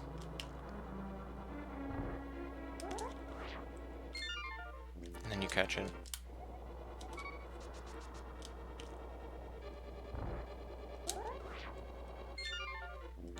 And you can see the input display there relative to the audio cues.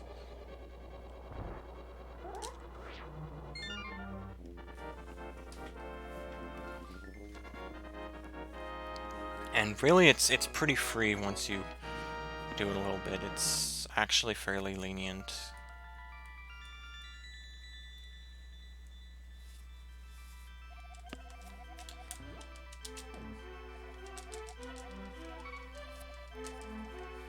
So that was Turtle Rock's crystal from Trinex's boss room, so we're outside of Turtle Rock again. I should have menued to mirror during that EG. So you're just gonna press down on mirror. If you press down, you get kicked up a little bit, so it's good. And go back in this portal. You have invincibility frames, so you can get a quick warp pretty freely there. So we're gonna clip down to Catfish here by doing a speed clip in this corner. You want to do something similar to Graveyard Ledge, where you kind of go down the slope a little bit before going there. That makes you jump really far to the left. So if I didn't start like down that slope, like let's say I just started over here. Okay, I still got a pretty far left jump there, by pure chance.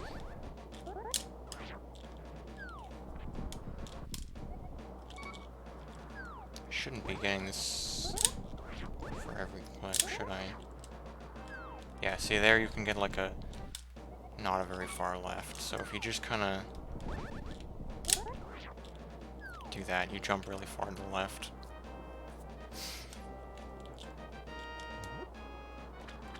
You can do early catfish there. I'm too bad at MG to do that.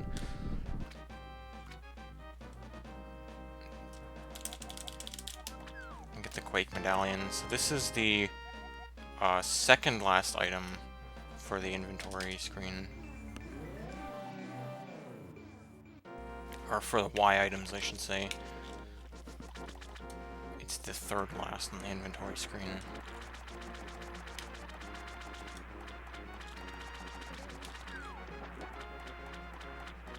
So I'm not doing the Source Domain very well, but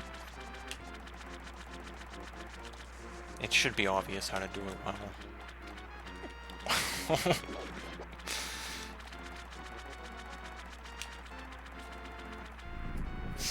So flippers are the second last on the inventory screen.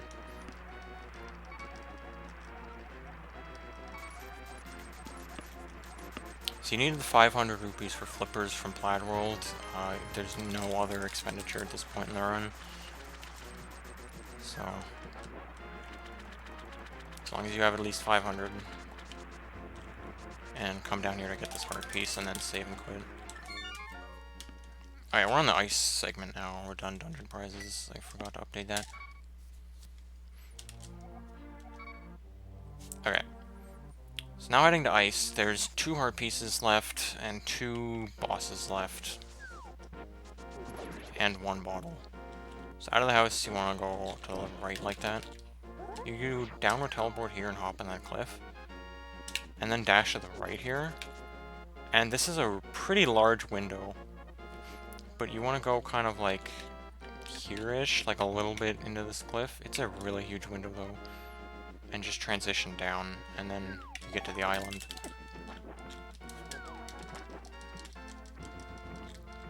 And you can hop off and swim over to Ice Palace.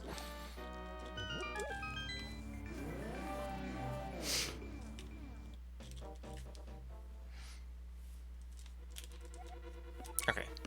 So here, there's going to be a bomb clip to the room to the south, which is the bombable floor room on the next floor down. So it skips kind of that entire first floor there. There's 2 setups to this that I know. I actually don't know if I remember one anymore. Both of them involve walking diagonally out of the doorway here. So this is one of them. This is not one that I really advise doing, but it might... Well, I don't know. It doesn't work for me, but it might work for someone else. So you want to see this visual cue here, based on his shadow, I guess. Whatever, you can dash on right and drop the bomb. Then dash in the explosion here. Buffer up once, then down right, and you do a downward teleport. And just hold straight down to get out of the wall. Then there's the setup I use is one for an insta-clip. There's actually 2 different setups, but I only know one of them. So I'm going to show the one that I know, which is... I think it's 2... There'll be 2 frames that you can stop on along this diagonal walk that'll work. But it's... This is not going to work. But if I were to go... This would be the... Okay, whatever. Yeah, so if I stop like here, this is the pixel that I'm looking for. And you can drop the bomb there. And hold up left while you're getting hit, and then you'll be through the wall. But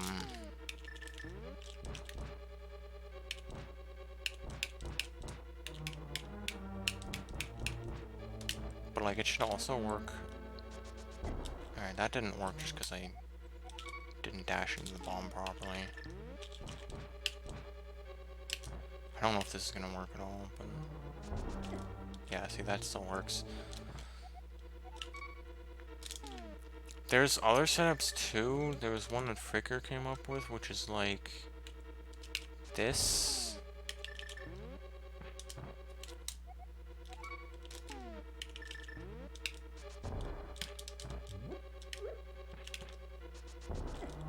Yeah, that's it. I never do that one, but I remember it somehow. There's a lot of different setups for this, so you should be able to find one that works for you.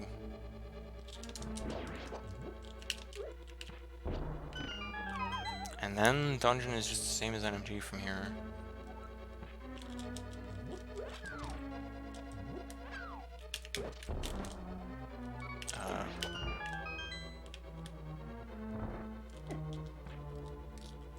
I like to use the hook shot in this dungeon after the bomb jump, but you can use the hammer, it doesn't matter. They're like pretty much the same amount of time anyway.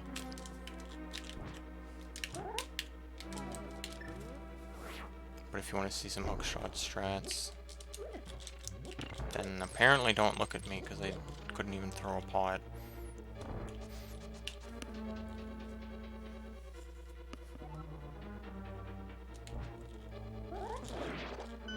Oh yeah, this room. You can do like a dash with gold sword through them. It's not any faster. In fact, I think it's actually slower, but it looks cool if you really want to do that. I don't really remember how to do it though.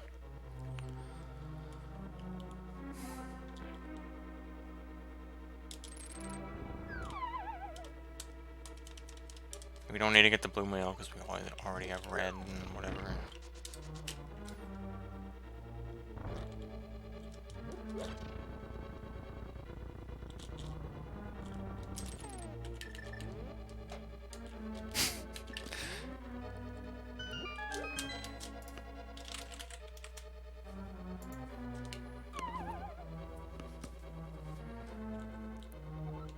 It's a cold stair.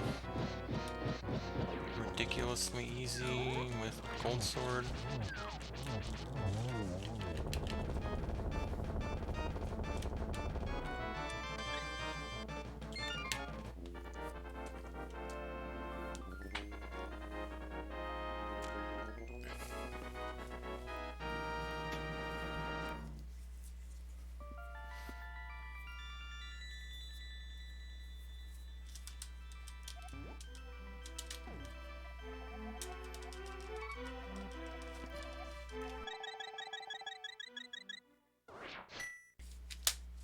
That concludes ice.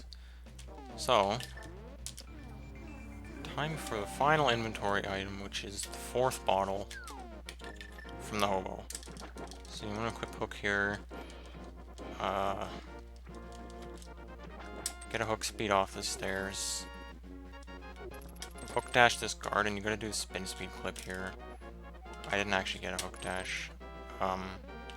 This one's kind of weird because, like, if you just hold right, you might not be able to get through. For some reason I can here. Why am I suddenly able to do this consistently? Yeah, you can get like kicked like that.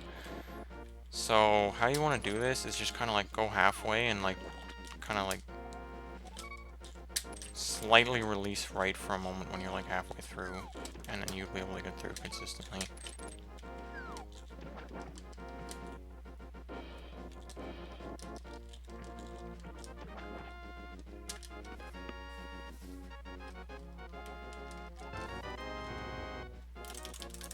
Alright, that's the last item. 1 heart piece, 1 boss to go. So save and quit to the house to get to swamp. It's faster than fluting by a little bit.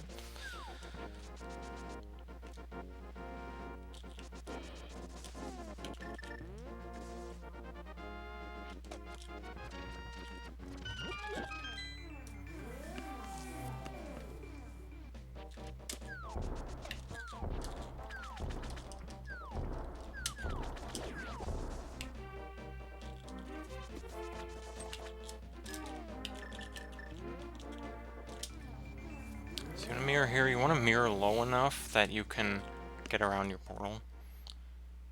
So that you can get the damn heart piece before entering swamp.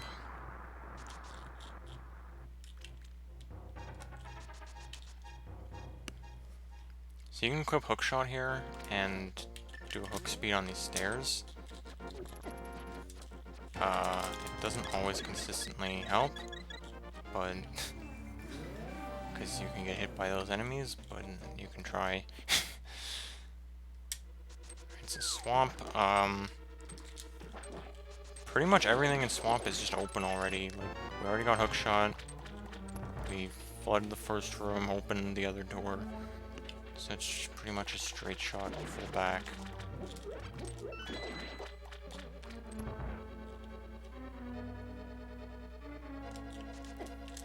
Excuse me? That was a bullshit hit right there.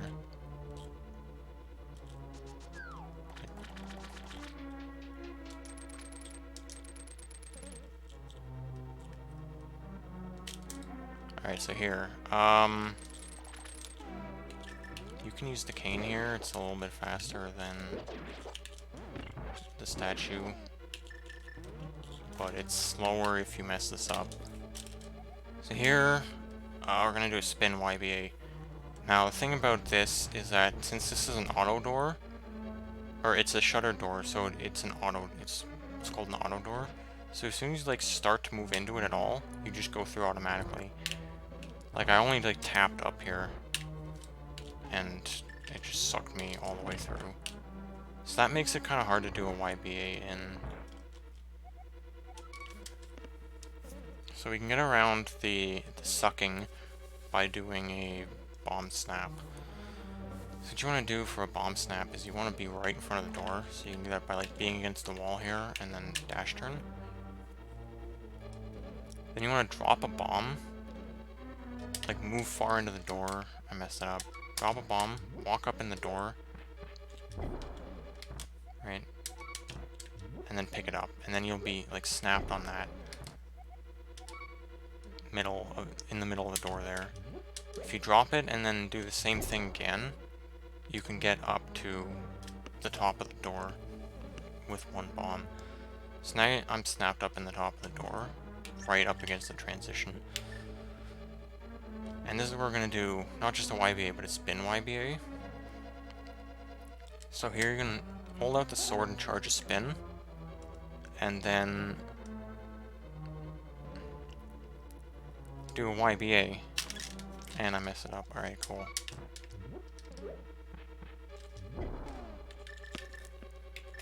I mentioned horrendous graphical corruption earlier, and there's no way to avoid it here, so you're going to just do the YBA, then release B, assuming the spin is actually charged. Just press any button to cancel this, and boom.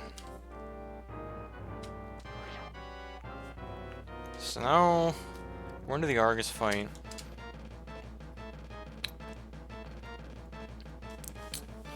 As you can clearly see. So I'm gonna go for a strat here, which is called, well, it's not really called it, but it's Hookshotless Argus. So one of the side effects of that spin YBA is that it breaks the north and south camera like some Mario glitches do. This is gonna allow me to lure Argus to the north end of the room and then scroll the screen so that his puffs are all off screen, and that'll make him advance into phase 2. So in order to do that, I'm going to immediately go to his right and dash up to here, and hopefully not bonk. And then I'm just going to kind of sit along the north wall, so he's going to do his whirlwind attack, and I can get down to the bottom here. And he's going to go into phase 2. Oh, I didn't save state. Now I have to do this with graphics.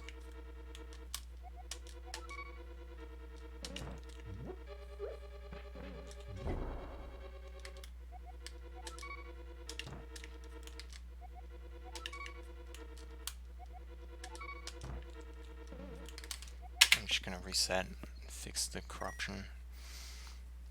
Do it again, and then actually save state in the fight.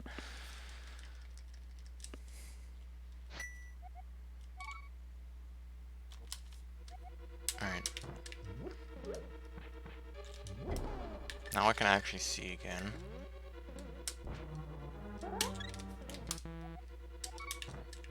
Damn.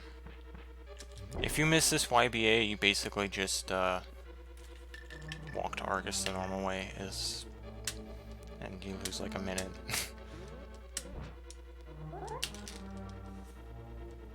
So I'm gonna do a save state here. So when you enter the fight, immediately go to his right and dash up. And then kind of walk over here. And then go down. Depending on his RNG, you can zero cycle him.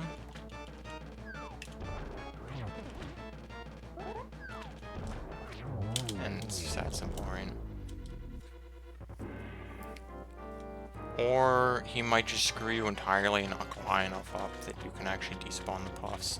So like if he ends up only like walking that high because of RNG, like he's not high enough up that they're off screen and they'll just stay. At that point, you maybe want to just start hooking them normally.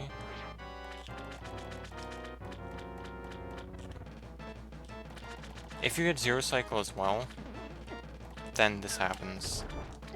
The puffs actually come with him, and they hit you. I don't know how I managed to get zero cycle there, but... yeah, then you can just catch the crystal.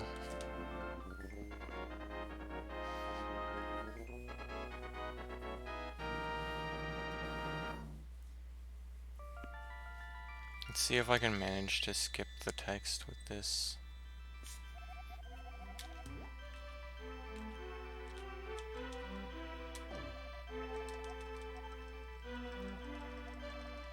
Nope.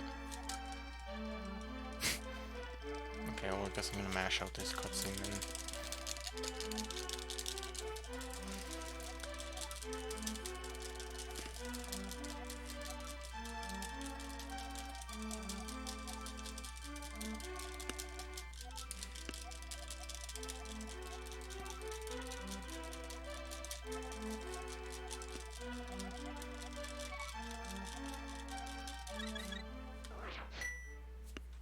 Now, on to the final split, which is Ganon.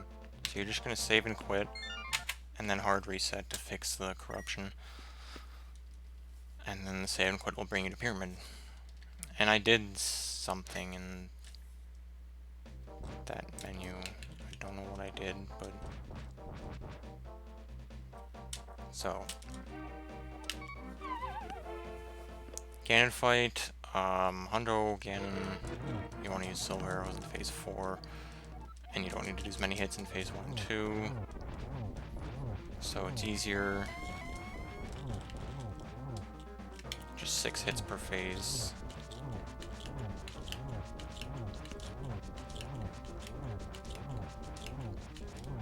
Pretty sure that's 6. Pretty sure.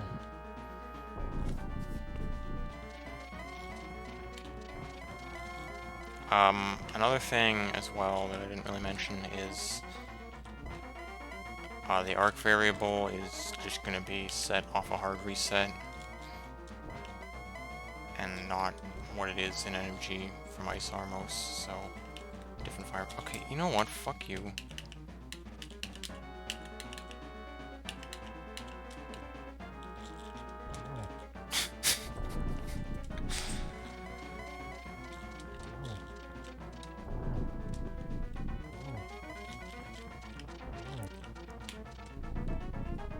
I'm not going to go into much detail on Hundo Ganon, but you want to try to hit doubles and triples with arrows by stunning him in the middle of the room.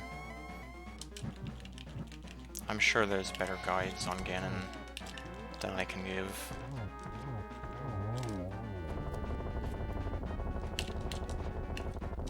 But yeah, if he's in the middle of the room,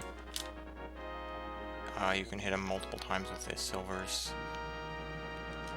Instead of him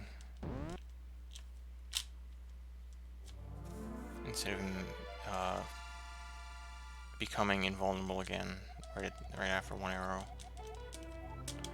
So that is 100%. As promised, I'm going to show an alternate strat for prize collection, which uses the new slotting glitches. So when I was getting the Mire Crystal, I had to go all the way over to the left to RMDG and then go all the way back so that I could have RMDG and Turtle Rock.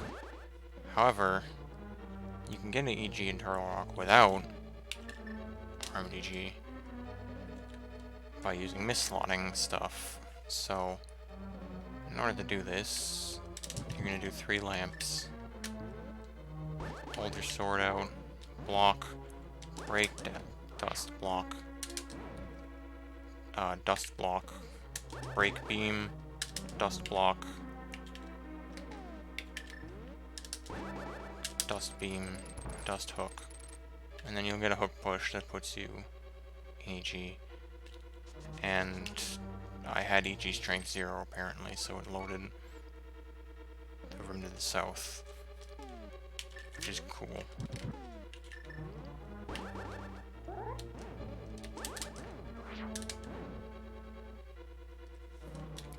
If I just do strong EG, then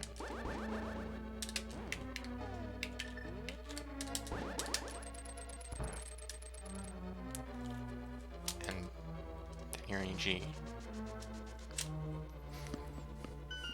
That saves about 5 seconds in the prize collection,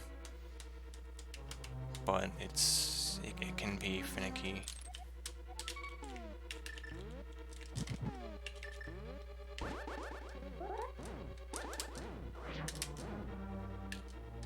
Yeah.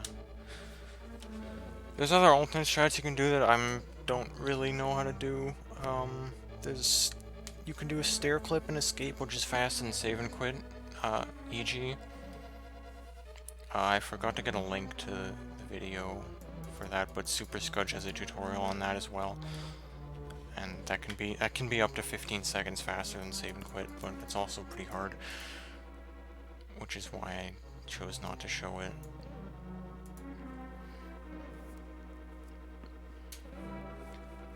So yeah, thank you for watching this tutorial. I hope to see more people running this category, which is a great category, other than dig game and chest game.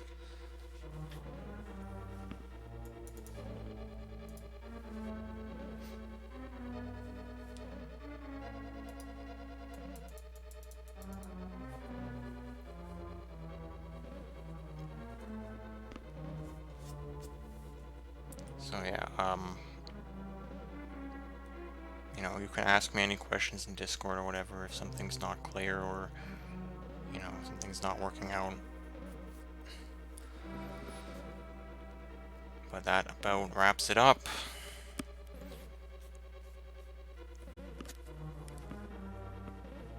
Thanks for watching.